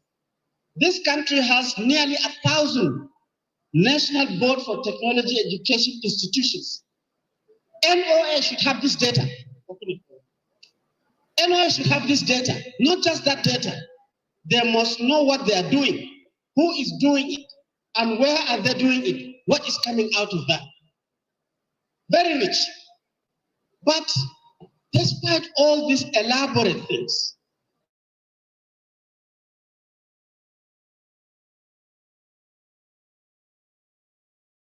fantastic universities are not good areas. They are not nice areas. They are areas where the heat is too high, no air conditioners. There are areas where the roads are not good. There are areas where the houses are not good. Now, this is how you see schools in rural areas. There is a state in this country boasting that they can export timber. But we say we want to export timber, but we cannot make table and chair for our children in school. Totally ridiculous. This is it. I took this picture in Katsina State. Look at it. They have done a class, no floor. What is that big deal? This is the water supply in our rural areas. My professor used to say that even these people are very lucky. They have fresh water they can carry. I am an agricultural engineer. But the agricultural engineers in Nigeria, these are the people that provide machinery from Bayelsa to Maiduguri. It is all about hoes, cutlasses, bush knives, and so on and so forth. That is why when agriculture is the highest employer of labor, these are the MDs and the chief executive officers of that, and this is their product. Totally unconventional. And then when we process, when I was in primary school in Yola, I used to think gari is an Igbo food. We don't touch it. When I went to university, I realized that it's a conventional food. This is one of the best you can have. You can eat it with milk, you can eat it with sugar, you can cook it and eat it with vegetable and cooker. But yet, despite we have more than 1,000 professors qualified in cassava technology, but we plant cassava manually, we harvest it manually, we process it manually, and we eat it manually. It does not work at all. You know, this is how simple rain can totally undermine our infrastructure. You can see this is what is happening in Maiduguri. One day you are peaceful, the next day everything you have worked for 30 years have gone. Even our cows. We talk about technology and so on and so forth. Look at how thin they are. A cow that has got big meat cannot walk for 10 meters because it's big industry. How come our cows will walk from Maiduguri to Enugu? No qualms at all. Certainly they are not carrying the meat. Again, we just take it like that. Our markets in rural areas are like this. They're just open, totally substandard. When we even decide and produce perishables, this is how we sell it. You know, our sanitation, despite our manual, we keep things manually by hand and so on. It is very, very bad for most of us. And our young people, when they graduate from universities, you find that they cannot think of what to do meaningfully in our economy. This is what they start selling Chinese things all over the place. The fundamental problem is that not that we do not have researchers, not that we do not know how to drive nice policies. They are looking at different directions. That is why when you have government system and you get a professor there, they think it's a grammar person. They want to chase him out of it. They don't believe that he can change the system totally. So this is the summary of the whole story. It's not that we don't know, and it's not that we do not have people who require depth know-how, but there's a value of depth in the middle we don't understand. So what do we do to way forward? I can tell you to overcome this reorientation we are talking about, we must make sure that our researchers come back, do research that can help Nigeria, and you squeeze it until you say this knowledge you have must translate into policies that can change Nigeria to the next level. These good policies and programs must be creating jobs, must be creating wealth for Nigerians. That overlap you see in the middle, that is the test. If we cannot get that, we are not reorienting DG, not at all. And that is when we would have built a bridge over the valley of death, and we can be able to move our knowledge to our people. More specifically, DG, I can tell you how to shock treat this treatment. Yes, the AI man indicated the youth. You need to talk to the youth. But where do you find this youth? Youth that are very important for the future. You find them in universities. You find them in polytechnics. You find them in colleges of education. They are only 20, 25 years old. Work on them while they are in the same place so that you can be able to shock treat them. You know? And then make sure that they are constantly doing this researching and experimentation. Universities must change these young people so that universities are not just teaching for certificate. They should become production and industrial centers.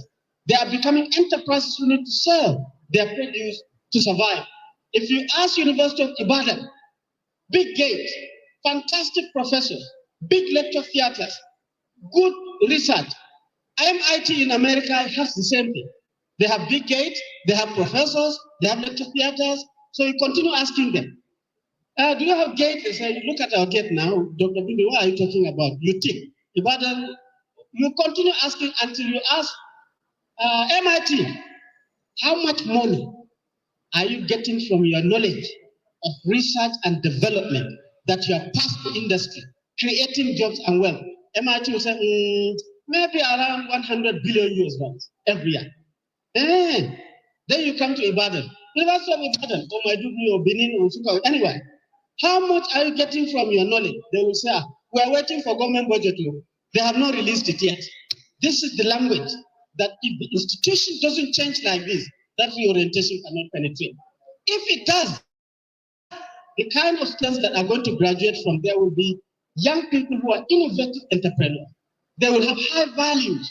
They have technical know-how, managerially and also organizationally.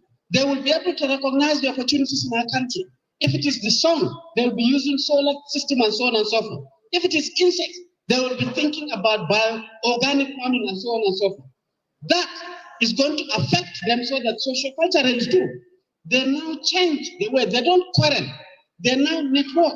The Igbo chap, the Yoruba chap, the Kanuri chap, the Fulani chap will learn in such institutions, if you work very hard on them, to network rather than to abuse you. Your tribe is useless, your religion is useless. No, they will now become young people who can share experiences and knowledge, and then they can be able to negotiate and discuss. DG, there is already a problem. When we went to school, I was in the University of Maiduguri. My class, we were 7 in engineering. All of us were from different states. But today, go to University of Ibadan.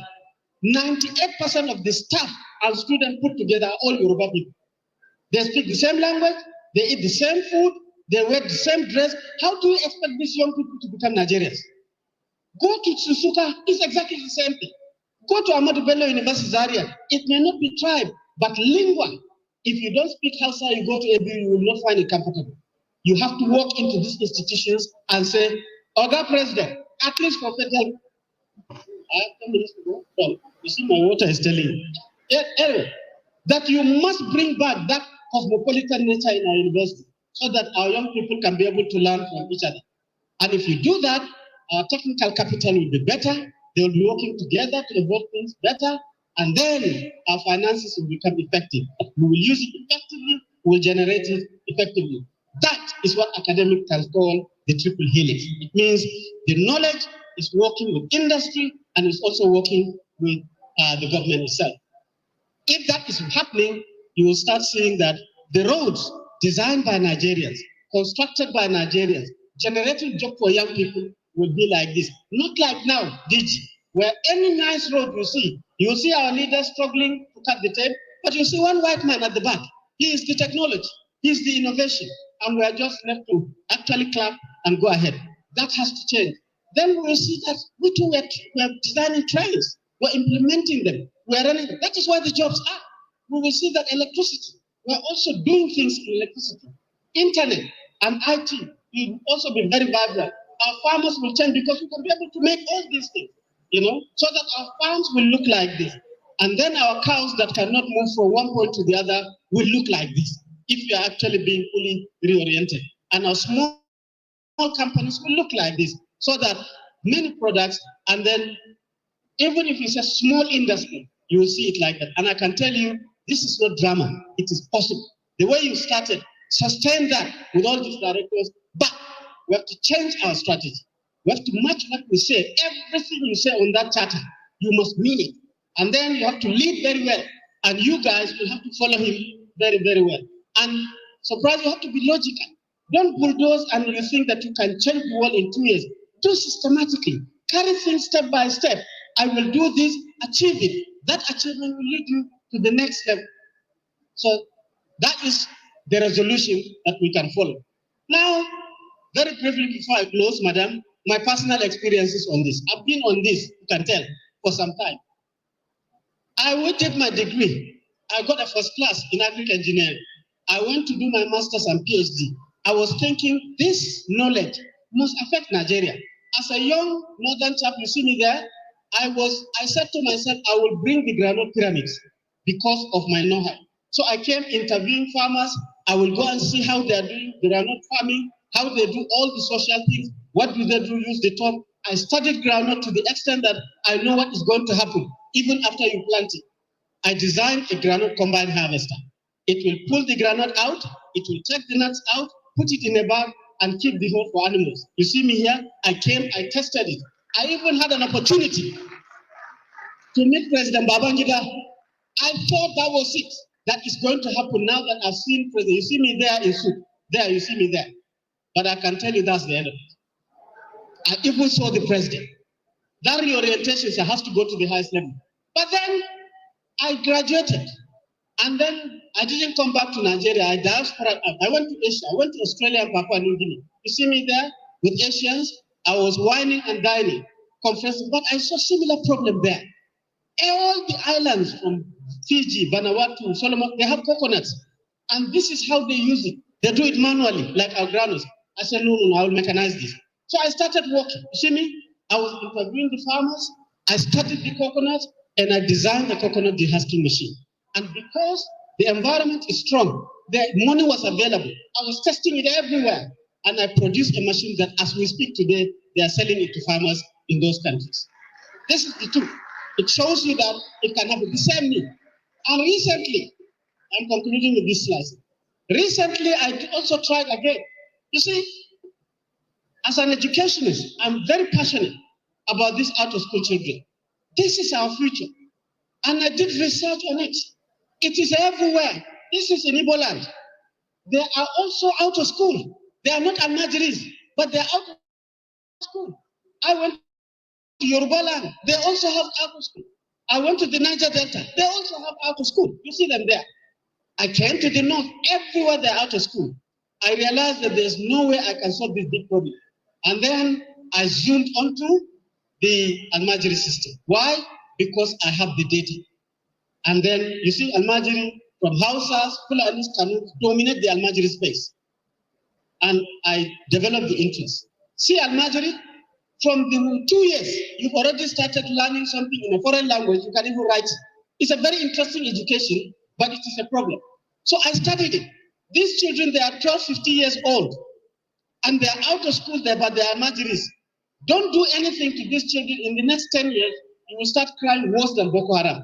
You have to do something about it. It is serious. So I did the study. I noted that President Jonathan had some Almajiri schools. I visited all of them. You know, I saw that it has not changed. You see, this was me in the Almajiri school. So I decided to study the whole thing. I carried the template. I took it to my house. I have a small workshop. This is me. I worked on it. And then I planted an iPad on the wooden slate. I said, this is how it is going to change. And I patented it. I protected it. And then I started developing the prototype. I'm very good in engineering 3D drawing. I developed several models. I was producing it. I went to China. I produced so many of these. I even came to the field. I went to the Malams. I was studying it, telling them this can change the children and so on and so forth. You see me there in an Islamic Almajiri school. And then the product in 2024, I came up with this product. And I'm here, I will show you this product. This is it. You see there, it has become like a product. It has a bag that you can carry it. It has all the user manuals. And this is the product. Now, the idea here is that this part on top here, when you put it on, it has the Quran, it has the Hadith, but it also has all the skills. How to cook a video app, how to cook a gusu, how to make akara, how to paint a house, how to repair a car, and so on and so on. You can put 5,000 applications here, and you can teach a child very complicated, skillful-based things under a tree. And then this particular one, I'm going to donate it to the DG so that it will be in his office all the time. Now, this is it, you can see it can stand, it can do all this. Then I got, these things, because of mobility, you have to get people to talk about it. So I got the band. Anywhere now he goes for concert, he will go with my alert and he will sing and he will show them that he is part of this. And I can tell you the kind of things that you can do. I tested that too. I said, how about I design this? It's a mobile solar fruit juice. Now, this is one of the things I produced the video, I put it. You buy a pineapple, you chop the head and the bottom, you peel it, and then you chop it into pieces. You use a device, and you can produce oranges, and that is in this. And young people can actually see. If I give you the feasibility of just this project, you will see how you can pay yourself 200,000 or 250,000 naira per month. Also, I buy yogurt, I make my own jam, I mix it, and I produce flavored yogurt. Snacks, I asked my sister, how do you fry akara? She trained me. So I went home and then I got the beans, I washed the beans, I put all the onion and the pepper, I blended it, I stirred it, I started frying it, and akara came out. I was amazed. I said that video will go on to the this. How do you cut and sell sugar cane? How do you make suya? How do you do mama put? How do you fry plantain? How do you barb people locally? How do you weave your hair? How do you sell all these ideas? We have it, but we can digitize it and put it in there so that a child out of school can actually become a powerhouse of entrepreneurship, and that is the kind of orientation I'm talking about. So ultimately, this digital law will affect young people and will produce very, very functional Nigerians. And I actually got humanitarian award because of this initiative, but that's not the reason. So, general recommendation, my dear DG, I think our country, we should change the narrative. Through the reorientation you are doing, partner with the necessary institutions and float a program to say that every year, including the digital law application, that you can generate 1 million jobs, and see if president does not give you all the money you require. He will do that. He has that program. And you have all the technologies.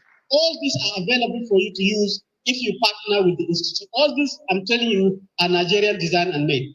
We also have to push our own universities to start thinking out of the box. Universities must have employment facilities outside the gate because they are the ones that are producing all this technology. You have to do that reorientation, take it to the universities too. And then I know you have your NOA 77 agenda, but there's also a Dr. Bindel agenda 1777. I said the one is that you have to work so hard to ensure that Nigerian young people don't break into bits. All this nonsense you hear, we have our own nationalities. You have to work very hard to make sure that we are one Nigeria. If we can do that, we can then be able to say that in the next 7 years, which is your tenure, which is the first 7, we can be able to strategically systematize our own and say that we are going to make sure that we produce 7 Nigerian products from research to implementation. Very, ICT innovations you can see young people are doing. Agro inputs, the neem oil, food. You see pomo that you see, this pomo that everybody is eating. How many people eat pomo here? Put your hand up. You see, it's literally like the whole. We have invented a product that has no fat. Doctors tell you, eat fat and you die. This has no fat. Eat sugar and you die. This has no sugar. Eat salt, you die. This has no salt. And we're playing with it. This pomo by now, we should have had research to make sure that we are producing 1 millimeter wafer pomo so that Japanese will eat it. We should be able to produce pomo that we can grind and make powder, and then so that you can sprinkle it onto the cake and eat it. Why are we just seeing the pomo looking like the ear of a rabbit and then it's not looking very well? We need to work on that. And then the last 7 is that as we do this, we have to produce 7 multinational companies that the world will hear. All these are suggested in the book. Number 4, we have to make sure that when we do big time project, don't let the Chinese do the trains by themselves only. Make sure that you put Nigerians in the middle of the project so that they can learn. But we just stop like this until the railway is finished. We come and cut the tape, and even Chinese are driving the train. So we should stop that nonsense. Then we should improve on our research and development investment. And then, Mr. DG, the councils will have to engage the president. A president must lead this. Otherwise, people will not, because you need all stakeholders to actually come together, and it is president and governments to do that. If we do that, it can become an NOA facilitated agenda for reorienting Nigeria and for our development. And I believe that,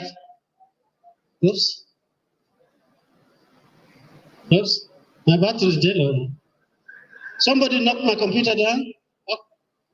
Okay, and I think this brief presentation, for me, I hope you have understood where I'm heading. This reorientation can happen, and we can be able to make our country evolve into a modern, competitive, united, and globally respected Nigeria. I thank you for listening if it is useful. Thank you very much.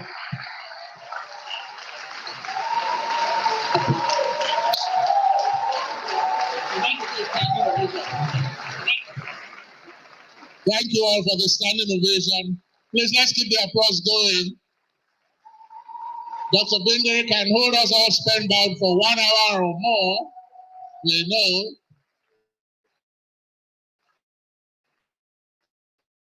Thank you very much, sir. Thank you.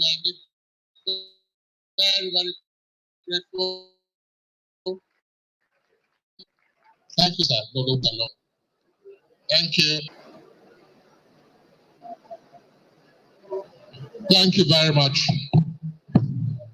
Distinguished guests, ladies and gentlemen, value reorientation brought alive by Dr. Omar Binderi, former Secretary to the State Government in Adamawa State, former Special Advisor, Ministry of Humanitarian Affairs. I think before then, DG of NOTAP. Yeah. Thank you very much, sir.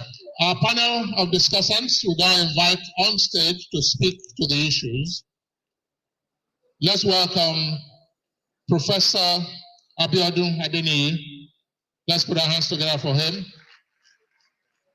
He's the Dean Postgraduate Studies at the Base University, before now Head of Mass Communication at the same university base. Let's also recognize and welcome Dr. Utive Iguzo, another member of our panel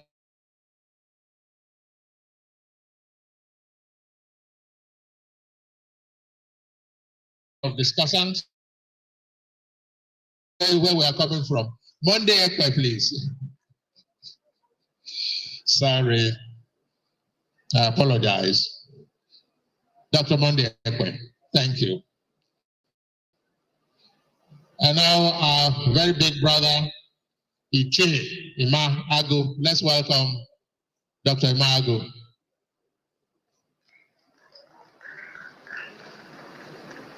Where is our lady, please? We need another chair here for Dr. Ima Agu. Could we move? Ushers, please. Could you help us with one of this? Ushers, please help us with one of these big white chairs. Quickly, quickly, quickly, please. Let somebody join the soldier man. That glass will fall off. Remove the glass now, guy. Remove the glass first. No, sir. We're bringing it up. Could somebody assist the officer in bringing the chair up? The chair is not like it.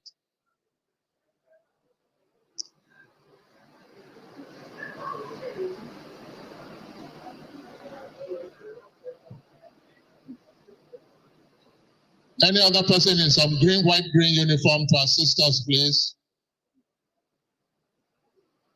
Oh.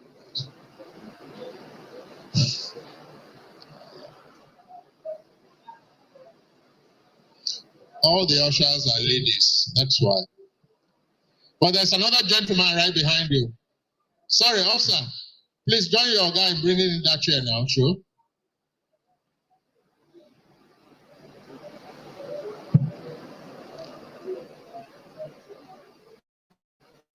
Thank you. While you're making the arrangements so that we do not keep everybody waiting, we'll take it in the order again in which we had it before now, and invite our speakers to speak to the issue. We start with you, Prof. Thank you. All right. Thank you. So we have 5 minutes. Yeah, thank you very much, sir. Okay. My elder brother, MC for excellence.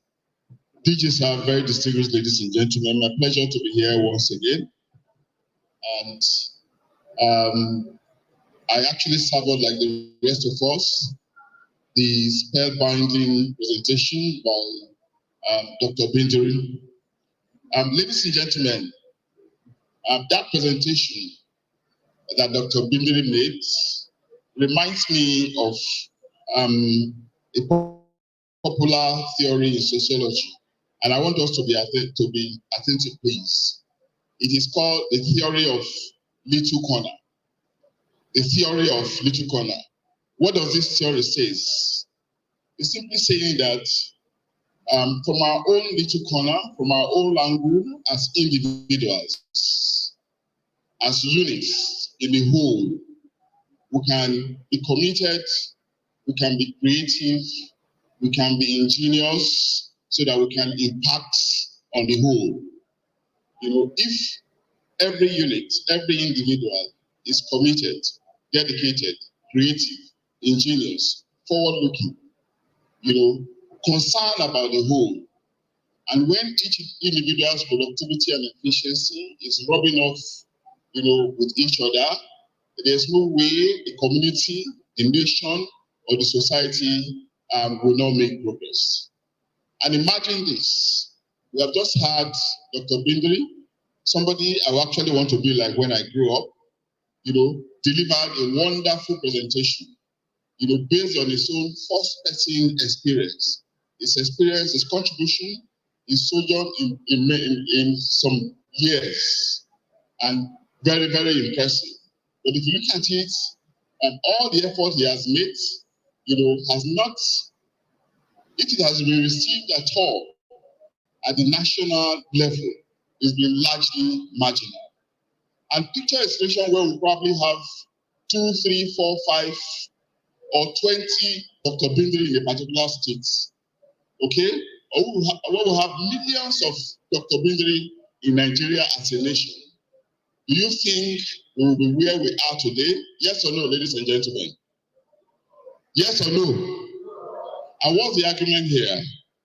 It's not enough to make the case that, okay, he was able to do it because he was an engineer. He's an engineer. No.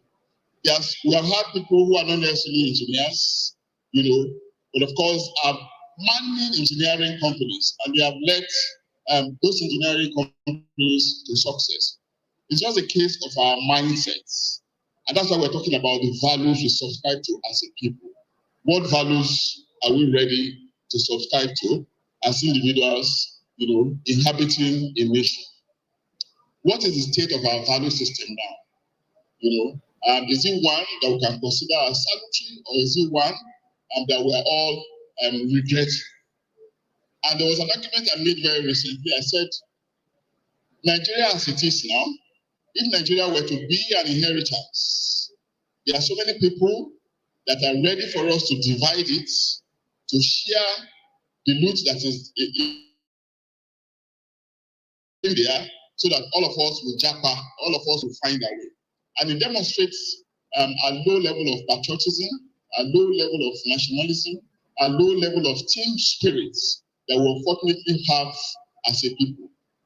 Now, the task before us is, how do we change the narrative so that we can subscribe to better values, better commitment, better dedication, better level of creativity and ingenuity, like Dr. Bindri obviously has done in the last couple of years.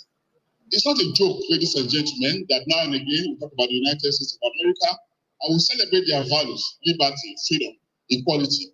I will talk about the United Kingdom too.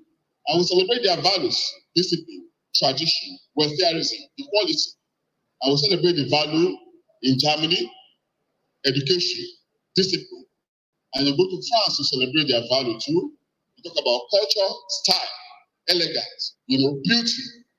Most of these nations, they have values that people cherish, and sometimes when they don't even have physical resources, they become tourist destinations that have earned them money over the years. But in our own system, what value can we really say we can own, that we can call our own, that we can be proud of? It's not that we don't have values. Every now and again, it's very easy for us to say we are a resilient people. No doubt, we are resilient. Why are we resilient? We are resilient because we have the ability, the zeal sort of, to pull through difficulties. And we have been doing this over the years. That's why some countries actually wonder, how do Nigerian people survive? Why are they so patient, despite their many trials and tribulations? From that makes you able to earn, the value of resilience people. But that's not the kind of value that we want. We want a value that will be driven, okay, by grace, that will be propelling such that we can move to the anecdotal next level that we often talk about. But the task before us as drivers of change, as change agents, on account of the place that we work, is for us to understand, like one of the presenters said earlier on, that from the little corner that you are, remember again the theory of the little corner I talked about.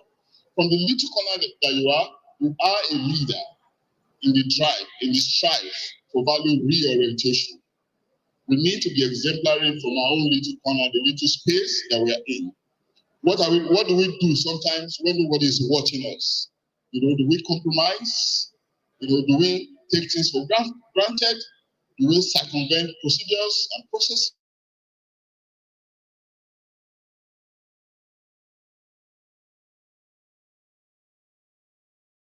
Short of the system. If we come to terms with the fact that as NOA workers, we are leaders in our own corner, leaders on the altitude of value reorientation, then of course we can make impact. But I'm not taking it for granted that you're going to do this in the vacuum. And that's why I said earlier in my first discussion of the paper that was first presented, that yes, value can be intangible, it's something that we may not feel, but from his experience, you could see that his mindset, his mind propelled into action. And that mind, of course, is psychological, it's an intangible that you cannot feel, but it can be very strong in leading us to the physical, to physical productivity, things that you can feel, and see, and can be evidence of progress as the case could be. So from our own little corner, we can be missionaries of change agents as leaders working in NOA, so that by the time the little things that we are doing from our little corners are adding up into conflicts, into a whole, and what do we get there from progress as a people? Because if you look around again, there's no saying the fact that there's a high state of hopelessness. Sometimes people feel helpless, and that's why people are increasingly externalizing their hope, finding it difficult to find a future in this country. And we are all, even the old ones, if they have their way, they want to exit this country. There's a preponderance of desire among the young ones to exit because of death of hope. And that death of hope resulted over time because of the erosion of values. We are making the argument that sometimes we may not necessarily be expecting that the drive for change to come from up, it can also come from the bottom, through you and I, from our individual corners, our units, so that I can add up to the whole. On that note, ladies and gentlemen, I want to thank you for listening to me, and I want to conclude by saying, God bless you, God bless Nigeria.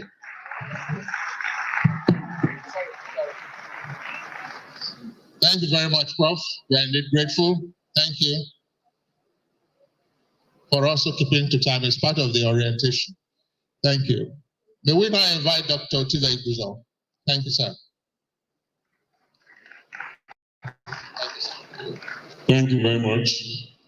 Let me join Prof to commend Dr. and social protection policies. That is why the presentation by Dr. Njenje emphasizing policies, key drivers, research, technology and innovation, institution, research and development are very crucial for us to move forward as a nation. I must say that I think that in this business of value reorientation, NOA needs to focus on at least 5 issues. Number 1, the issue of corruption. From Dr. Njenje's presentation, it is clear to us that in Nigeria, people make money without producing goods and services. One of the most lucrative businesses in the country today is influence peddling, influence selling. Because you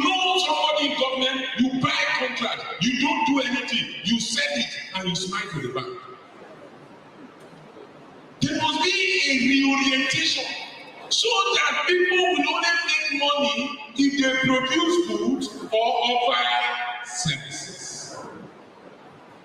Number two is that there is need for reorientation to prevent this erosion of cultural values. It's not everything in our culture that is bad. Today, some of the things we are seeing is just unimaginable. In terms of conduct of people, in fact, in those days, if your father is a thief or was said to have been corrupt, you are ashamed, you say, go to school.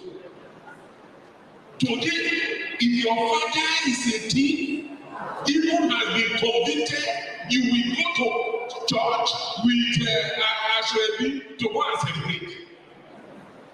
And we see people today without shame, arguing publicly or in meetings that you must force me to a place that is good. I'm sure you know what is good place. And people argue that why you forcing me to bad places?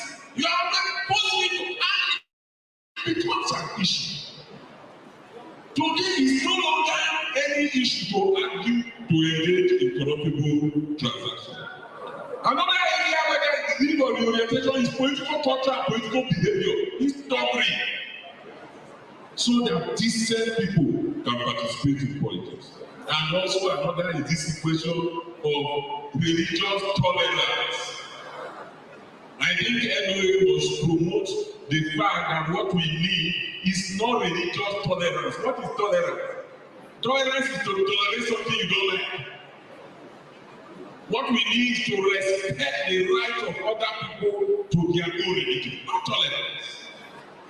And then the final thing is the issue about young people. Like Dr. Bidri said, we are in trouble in this country. If you see the level of drug abuse, how do you think, for those of you who may be social psychologists, that you grow up in harsh condition, no love from the family, and when you grow an adult, what do you come to? So we must focus on youth development. And then finally, I want to say that for the way forward, there are three things that we need to do. Number one is that there must be leadership by example. At all levels. When I talk about leadership, there's leadership at all levels, at the family level, at the organizational level, at local government, at state, and federal. We cannot be saying one thing and doing another and think that there will be change.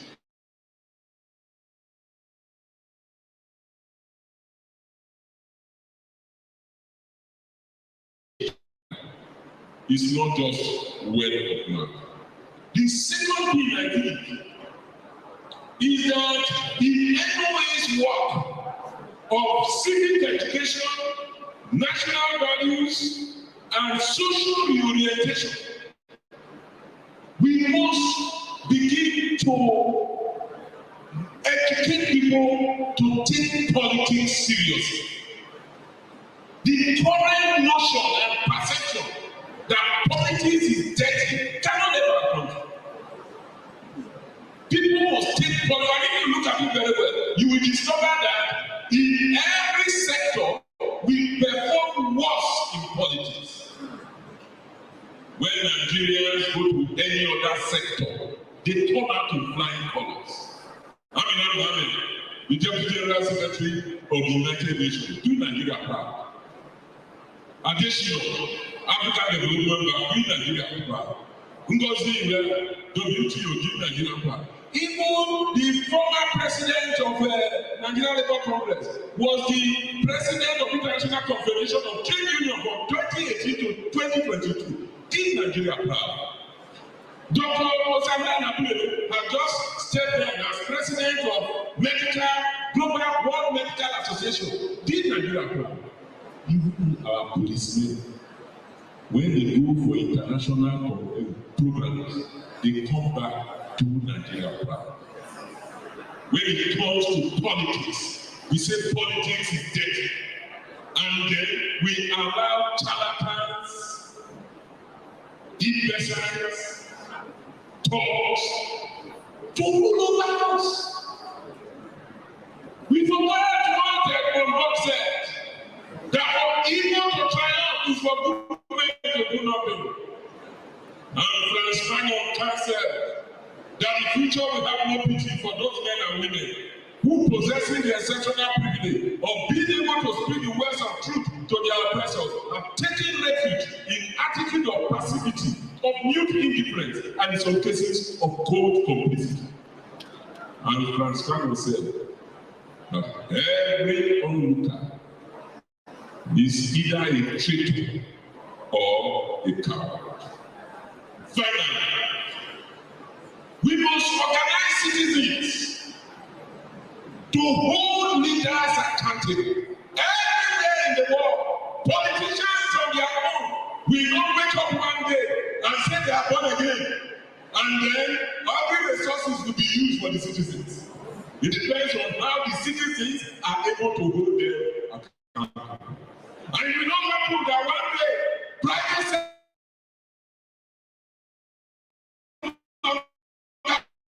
profits. I want to give some of the promises so that they enjoy. It is how the citizens hold the government accountable. So anyway, it is mandate must mobilize citizens to become active citizens so that we can hold the elected officials accountable at all levels, so that the large human resources that we have in the country, the natural resources that we have, can be harnessed for the development of Nigeria. Thank you and God bless you.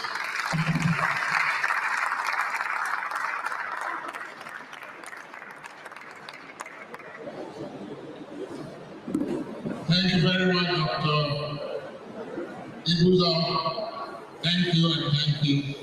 I'm sure we're taking notes, particularly those of us who will be passing the message down to the grassroots. We are grateful for the intervention. May I now invite Dr. Monday Ekpe of the University of Abuja.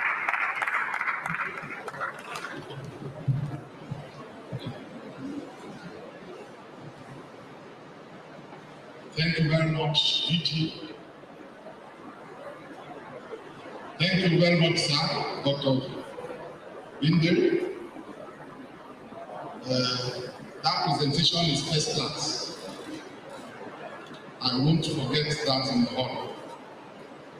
I also want to congratulate everyone here. I'm happy to know that all of us here were from different parts of the country. We serve in different parts of the country. How important is that right now? Our local governments now have more autonomy, so especially in terms of finances. So what that means is that as time goes on, there will be less pressure, hopefully, on Abuja and on the state capital. And politics at the local level will become more intense, right? That is good news, but that lays on our tables a huge responsibility, because we here are responsible for this reorientation we're talking about. As you are aware, in terms of how Nigerians feel at this moment, it is not getting better. How they feel. The government has programs like this one. These are laudable programs in various sectors, but most Nigerians do not yet feel the impact of these things. So what that has created is that we still have cynicism, we have skepticism, and people are very, very low. I can tell you that even now, that's the truth. If you call for any protest today, it's going to be difficult for Nigerians to participate in that protest. Why? Capacity for protest is low. Very, very low.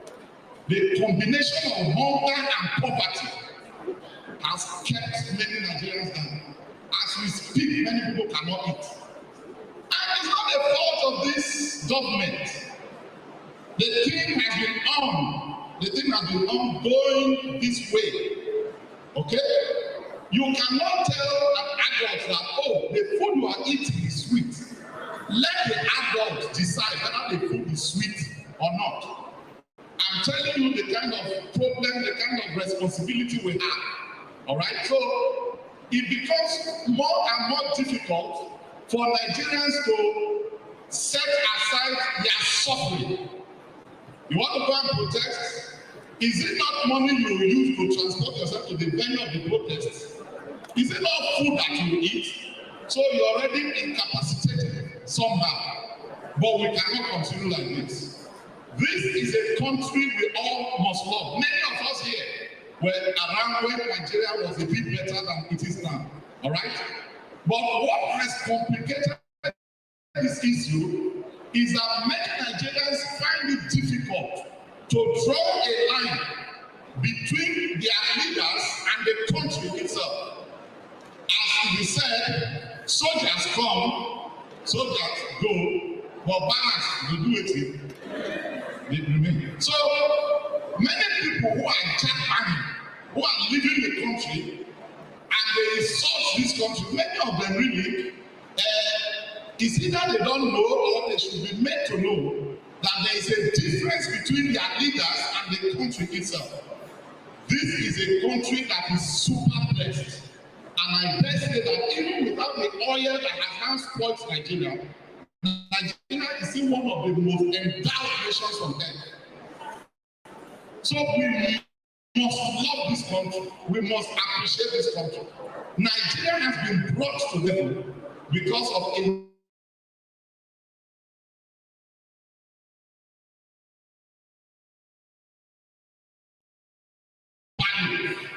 of our values. What are values?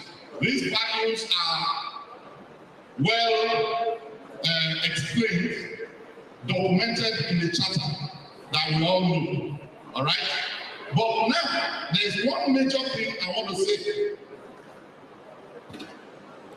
Time. Time. There is actually no time. There is actually no time. I understand that this is civil service. You are members of staff of NOA, and bureaucratic bottlenecks are not strange to the organization. But my joy really, I'm not saying it because it's my friend. My joy really is that your DG, I'll say this anywhere, I say it behind me, so let me now say it. He has some things, qualities that I've known him for over the years. He has focus, he has commitment, and he has drive. Kindly help me put your hands together for him. Any family, any organization, any state, any nation is as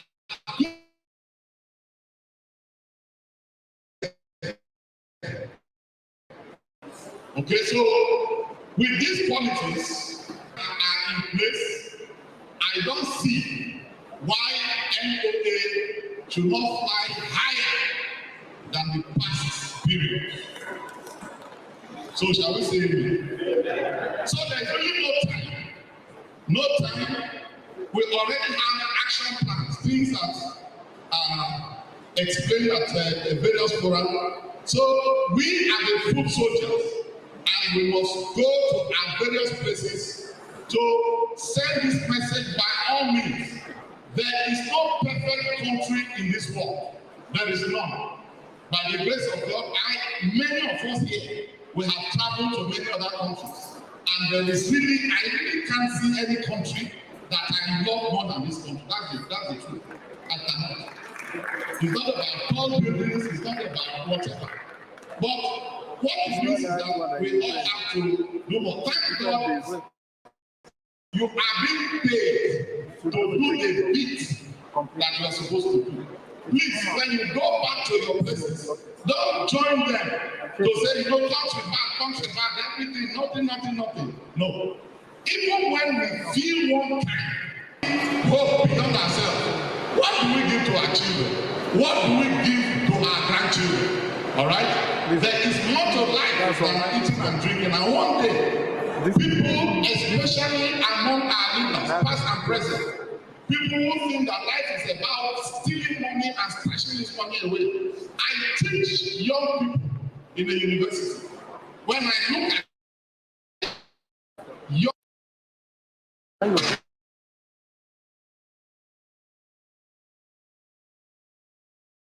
tomorrow, they now mention the way we used to hear hundreds in those days. They now mention billions. This billion disappeared, that billion disappeared. And all that, you look at this person and you begin to wonder in your heart, what hope for this person? What hope for this person? So if you find yourself in any situation like that, try to encourage yourself. If nothing else around you encourages you, just encourage yourself so that you can be a source of encouragement to other people. God bless the Federal Republic of Nigeria.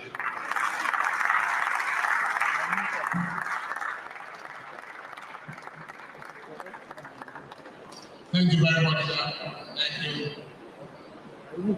Dr. Monday, thank you very much.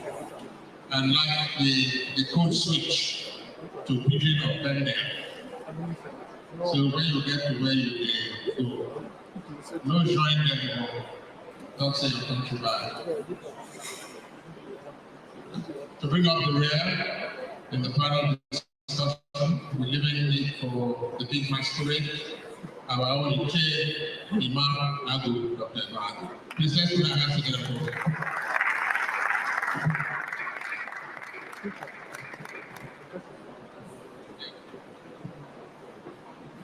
Like people say that when you want to kill a dog, you give it a big one. Yeah, there was my neighbor.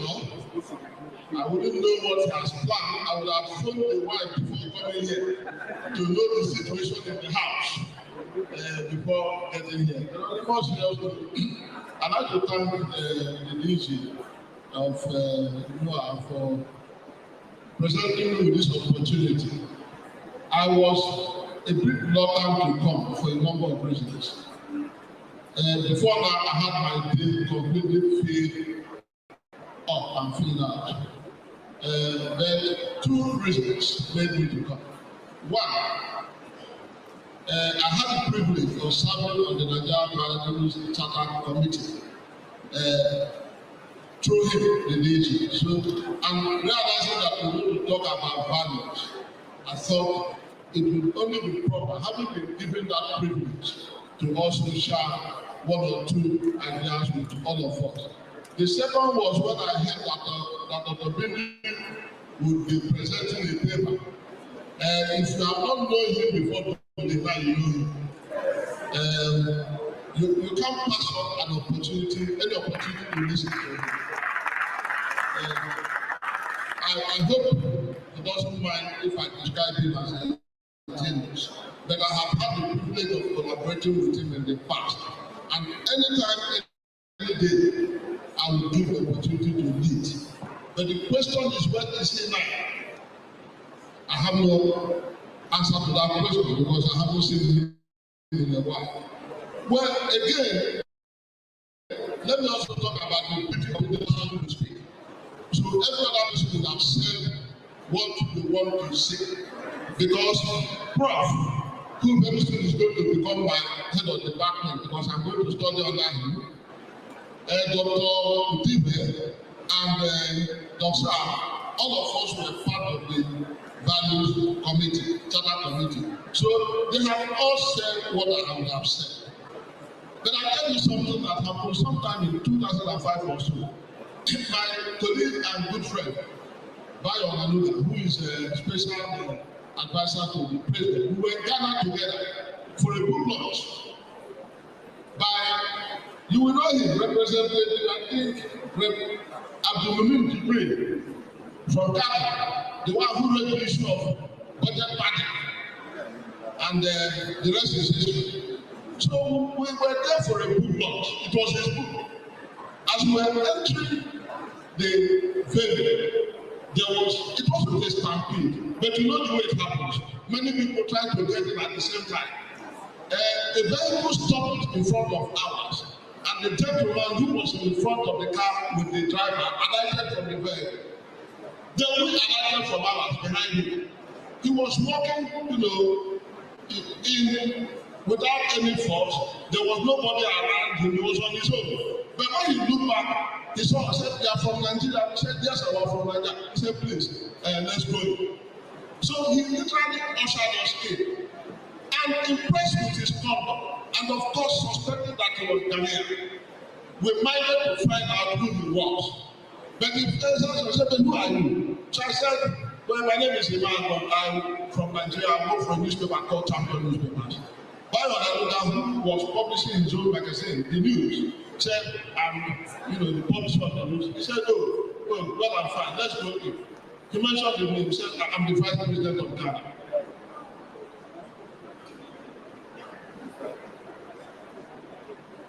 We literally froze. Vice President of Ghana. So he ushered us in. But he was not in any doubt that we were surprised by his behavior, by his conduct, because it was typically of Nigeria. You wouldn't see the Vice President of Nigeria without the retinue of security people, a lot of, everybody, and people, the type of people that people are running away. I'm not referring to any particular vice president. I'm referring to who we are. Now, do we want to hear the truth about ourselves? So, Noah has done a great job of putting together the Nigerian value chart. Dr. Bindley has done a marvelous job of giving us the roadmap. If the values are right, the roadmap will work. If the values are not right, the roadmap will not work. So, how do we get the values to percolate? And when I use the word percolate, things don't percolate up. They percolate, they come down. They cascade down. So, my colleagues have talked about how everybody should embrace the values. Yeah. How leadership is at every level. Listen to me. Take it home. We are not going to achieve much except the values. Values are handled at Earth's cathedral. The reason is simple. The elite are the custodians of the values. In fact, they determine the values. And they also put the values down. Many years ago, one man was interviewed. He was a corporate strategist who was an expert in turnaround, corporate engineering. Actually, it was at the Bank of America also. So he was asked by an interviewer, how do you get these organizations quickly to get back to doing good business? He said, that is like a tripod in an organization. On the one hand, you have these workers, here you have the shareholders, then you have the customers. He said, when you move in as the leader, you take care of the workers. The workers, through the goods and services they produce and generate, will take care of the customers. Because the customers are buying, they take care of the shareholders. Now, it is the first thing that Dr. Bindley talked about, the issue of vision. What does the vision aspire to achieve? Eradicate poverty, empower the people, create sustainable development, something that accelerates development, that creates a new momentum to drive people. Then how do you do it? He now talked about education, human capital. Those people who with this, am I talking to somebody? 7 key products. In Nigeria, for instance, I will imagine that the 7 key products will include Dangote petrol, Xylos computers, Innocent motors, couscous by another company. Where am I coming from? Where am I going to? You and I can buy these things, but to give it a wholesome kind of template that we accelerate what they are doing, there must be leadership component. That leadership is one that we say all the members of the National Assembly, everybody who is a government official, whether it's in the state or at the federal level, must drive a made in Nigeria car. By the time you do that, from the leadership level, you have established value. You have saved foreign currency. You have created employment, defensive employment.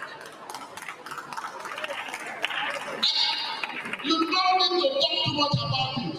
When they bring the budget for vehicles, you simply refuse to approve it. You don't even discuss it with anyone. That is the way to go. The point I'm making is that values must be driven by the leadership. When I was a student at the University of Ibadan, before I went there in 1976, I paid 20 naira deposit. I never paid tuition fees. People of my generation are holding the levers of power. At times I shock when I hear that we cannot make education to be relatively sustainable. What values are we driving? Why driving this point? Because for you to get the people within your level, the whole follow, the youth that everybody says that we should cultivate to believe in us and do what we want them to do. They must see us living by example. They must see us giving to them what our forebears gave to us. They must see us living the things we say. You cannot live in the midst of the kind of openness that I see, and you are telling someone else that the country is broke and the person should sacrifice. Ladies and gentlemen, the person don't. I speak as somebody who in the next 2.5 years will be 70 years. If I don't tell you the thing the way it is, I am unfair to myself and to God. We are not doing the right thing. So I feel when I see a man like now the DG of Noah, the kind of drive he has, the kind of passion, the kind of commitment, the kind of vision, I feel very proud. It's like that of Dr. Pinto. But the question is, why do we have all these people and we still cannot make any progress? Leadership includes me, and I'm not exculpating myself. We should take people by the hand. We should lead by examples. What this agency has produced, it should be the 7 cardinal principles of our value ecosystem. If we imbibe those things and lead by example from the topmost person in the country, the least person will follow. Let me tell you something. Try this thing out at home. If you see a child that is learning to walk, if you begin to do like this every time, he will be walking like this. If you put your hand on the ground, you will put his hand on the ground. If you raise your hand like this, that is what that child will be doing. Because the child is seeing you as a role model. The child is seeing you as a leader. And you don't live by speaking too many words. You live by showing examples. If a man has 15 vehicles in his house and he's a public servant, his children are going to follow that step. If he shows compassion, his children are going to show compassion. At the end of the day, it is all about what we give. That's what we get. Dr. Bindu, I want to thank you. Thank you, my boss, the Director General of NUA. I commend you, and as of course, the Minister of Information, who has also facilitated it because you said so. But our leaders must do the right things. It is not about party. It is not about where you come from. It is not about who you believe in. I have never gone to a police station and they asked me my ethnic origin or my religion or the political party to which I belong. The final thing I want to say, you cannot teach people values by not being consistent. Equity is the watchword. What you apply to, and it was equality, because equality is a function of many variables. When you come to that, equity is what they deserve. And there are common denominators in the value chain in terms of what fundamentally people are entitled to because they are human beings. When it comes to that, what you give to A is what you give to B. If I arrest you for cursing the president, I will arrest Mr. B for cursing the president.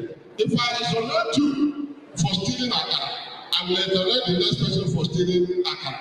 But once you do not apply that uniform treatment template, you begin to raise suspicion. People talk about building a nation. A nation is an emotional thing. Emotion is a psychological construct. Believing that you belong to a nation wells up from inside you. Is the nation fair to me? Will the country protect me? Will the country defend me? Ladies and gentlemen, we can do it, but we have a long way to go. Thank you very much. Thank you, sir. This is a resounding applause for our chief in Nigerian journalism, former editor-in-chief of the Champion newspapers, former editor of the Champion newspaper, our own big uncle, Imam. Thank you very much, sir. Wakukuro. I spoke of Oromo because I know that it's more fluent in the Oromo language than even the Igbo language, because he was born and bred in Abraka. Thank you very much, sir. The DD National Organization Agency, our keynote speaker, our panelists, we thank you all very much. As we round up for today's session, I wish to invite our own Mr. David Apoji to lead us in some housekeeping and prepare us for tomorrow's session. Please let's put our hands together for Mr. Apoji.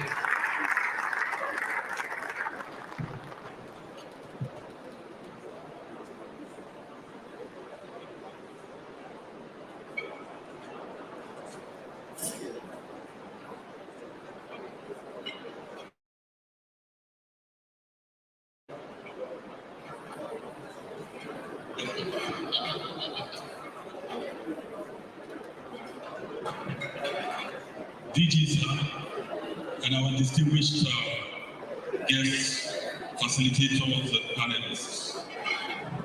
I just want to bring our attention to a few important things as we are drawing to a close. I want us to note the fact that tomorrow, the opening paper will be delivered by the Director General himself.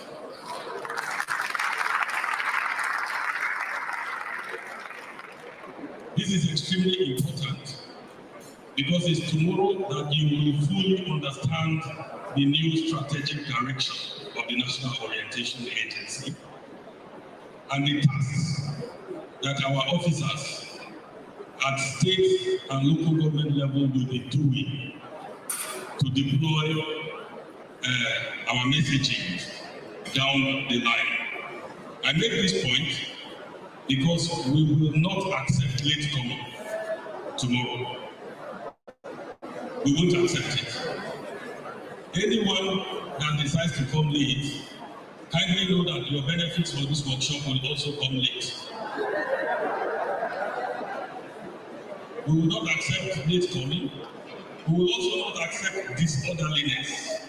People walking all over the place and making noise while presentations are going on. So kindly please take note. The buses will be at your hotels to as from 7:30, and they will depart strictly on schedule. So let's be mindful of this. I want to also remind us that there is a provision for dinner in our hotels. So in the places that we have been lodged, there's provision for dinner. Do not forget. Because we're being orderly in terms of taking records for accounting purposes, we will take 2 geopolitical zones after the national pledge. Today, the exercise will continue tomorrow. We'll take it zone by zone by zone, so we don't have a very rowdy place. So after the national pledge, which will mark the closing, we will take south-south and northwest. The spot to go to is still the secretariat over there, so that all your details and accounting details can be taken for the purpose of the benefits and the travel allowances that come with the workshop.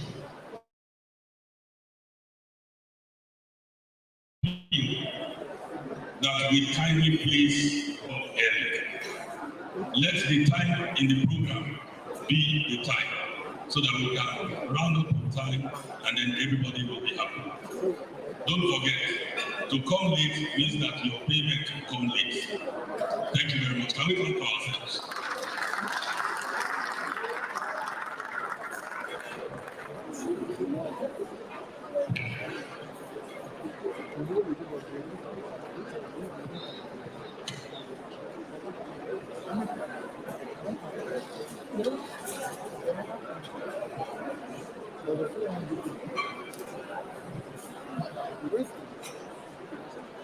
Hello everyone.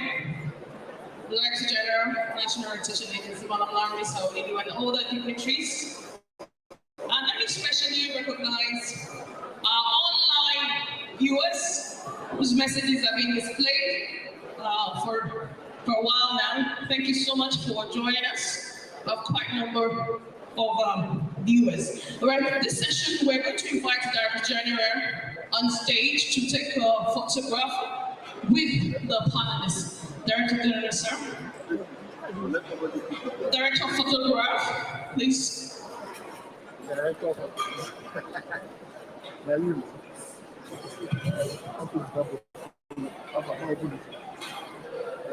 Please, we'll line up here. Our photographers, please. As we invite the DJ to join along with our panelists and our guest speaker. We should have also had this session earlier today, when the Honorable Minister and other guests were here. But we did quite achieve this. Thank you. Thank you, DJ. Please. And yes, our first speaker is there. No, it's okay. It's okay. This way. All right. Yes. After this session, we'll invite the directors at the headquarters to join along with us. Please, directors at the headquarters, please join along with us up there. Please, can you be upstanding? Please, thank you.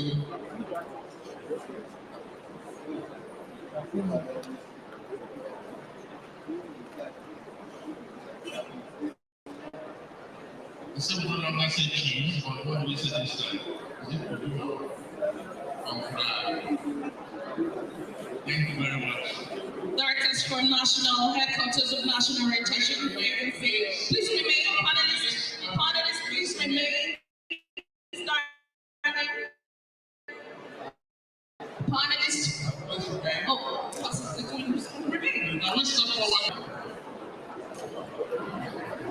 directors from NLA, please.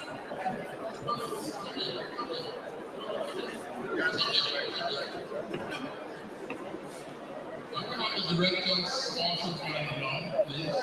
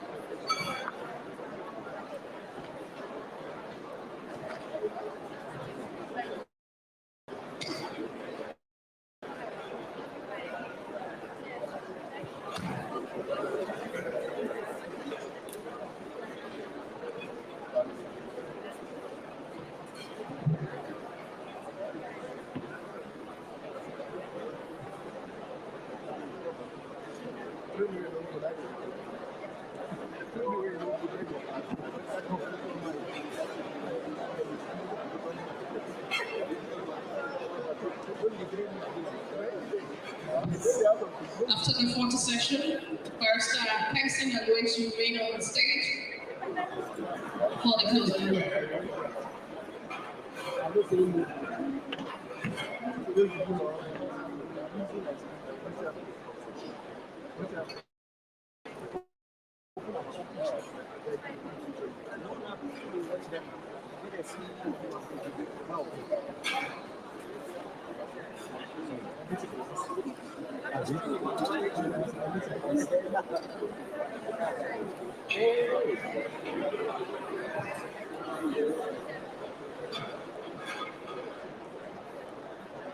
Thank you. Barrister Tessie Naloy, the Director of Orientation and Behavioral Modification, National Orientation Agency. Please let's have a closing remark. A round of applause for her, please, ladies and gentlemen. It's looking radiant.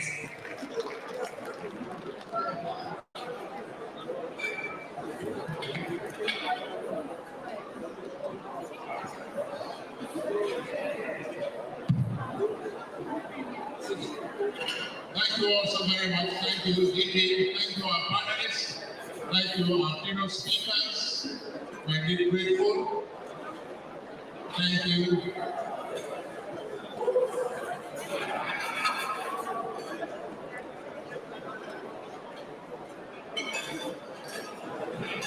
Thank you very much.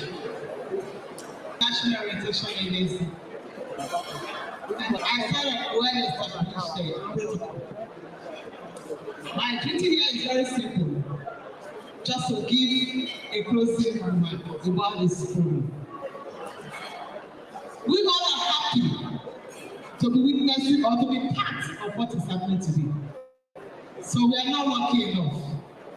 So my people with the agency, I never had the opportunity of what we're having now.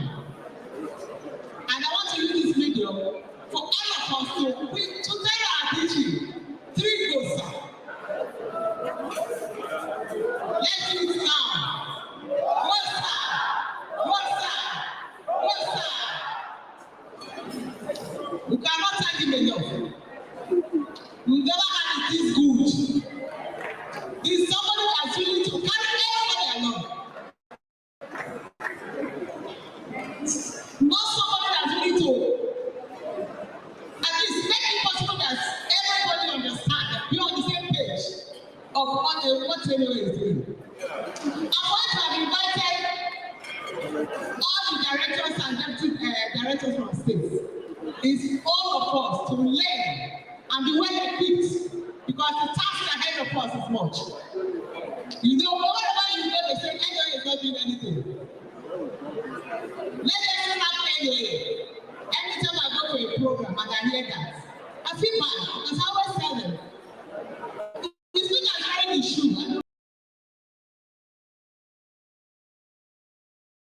Do everything. Go to the Constitution, Chapter 2, Section 20.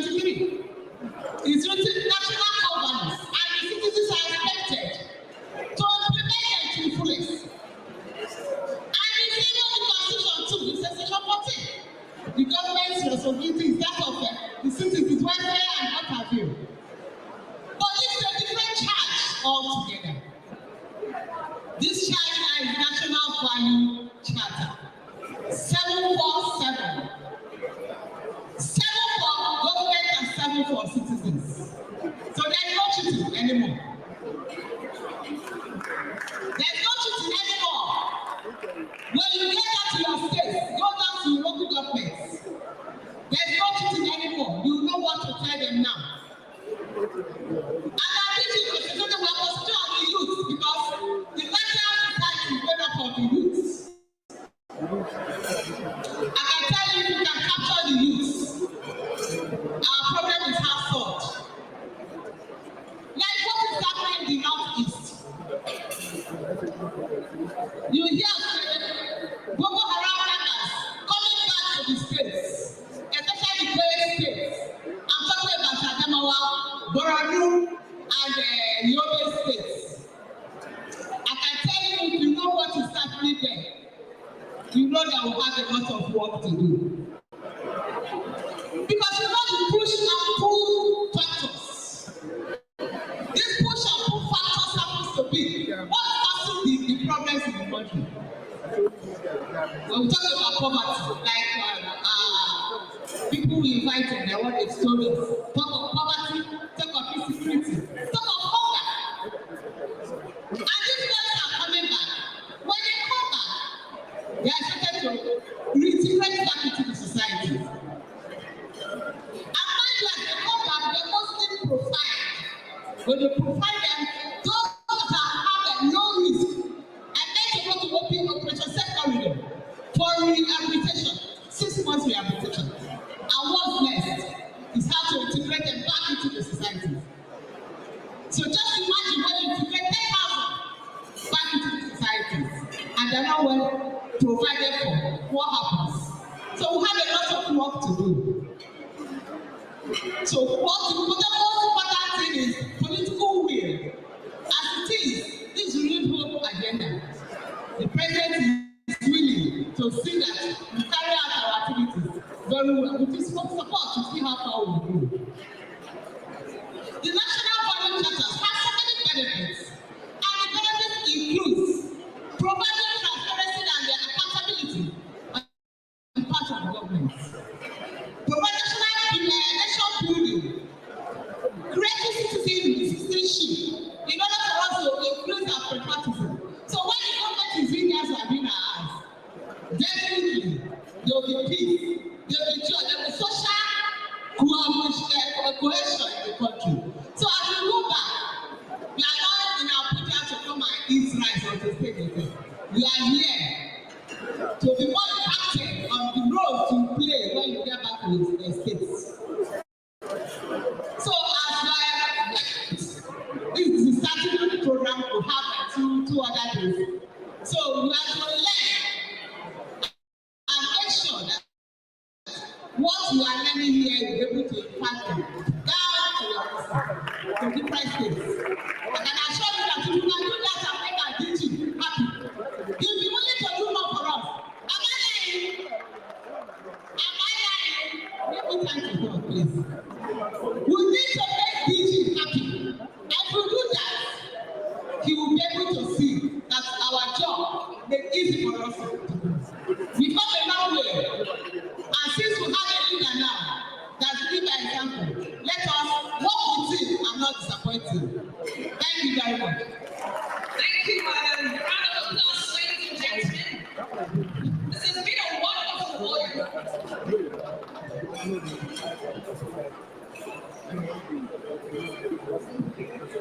This has been a wonderful time, I must say. You all have been wonderful audience. Please give yourselves a round of applause. You deserve it. You've been here this morning, you've been clapping, you've been listening, you've been learning. A round of applause for yourselves, please, ladies and gentlemen. All right, we have come to the end of day one of the event.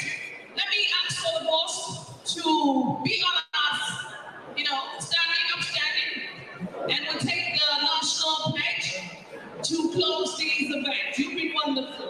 Please be on your feet and let us take an altar pledge. Ladies and gentlemen, these are the leaders of National Orientation Agency, a special recognition to the 37 directorates of National Orientation Agency in Nigeria. I still see some people sitting. Please be upstanding. I'd like to close this event. If you're still sitting, probably you want us to increase the time by 5 hours. All right. The flag is being projected. Let's go. I pledge to Nigeria.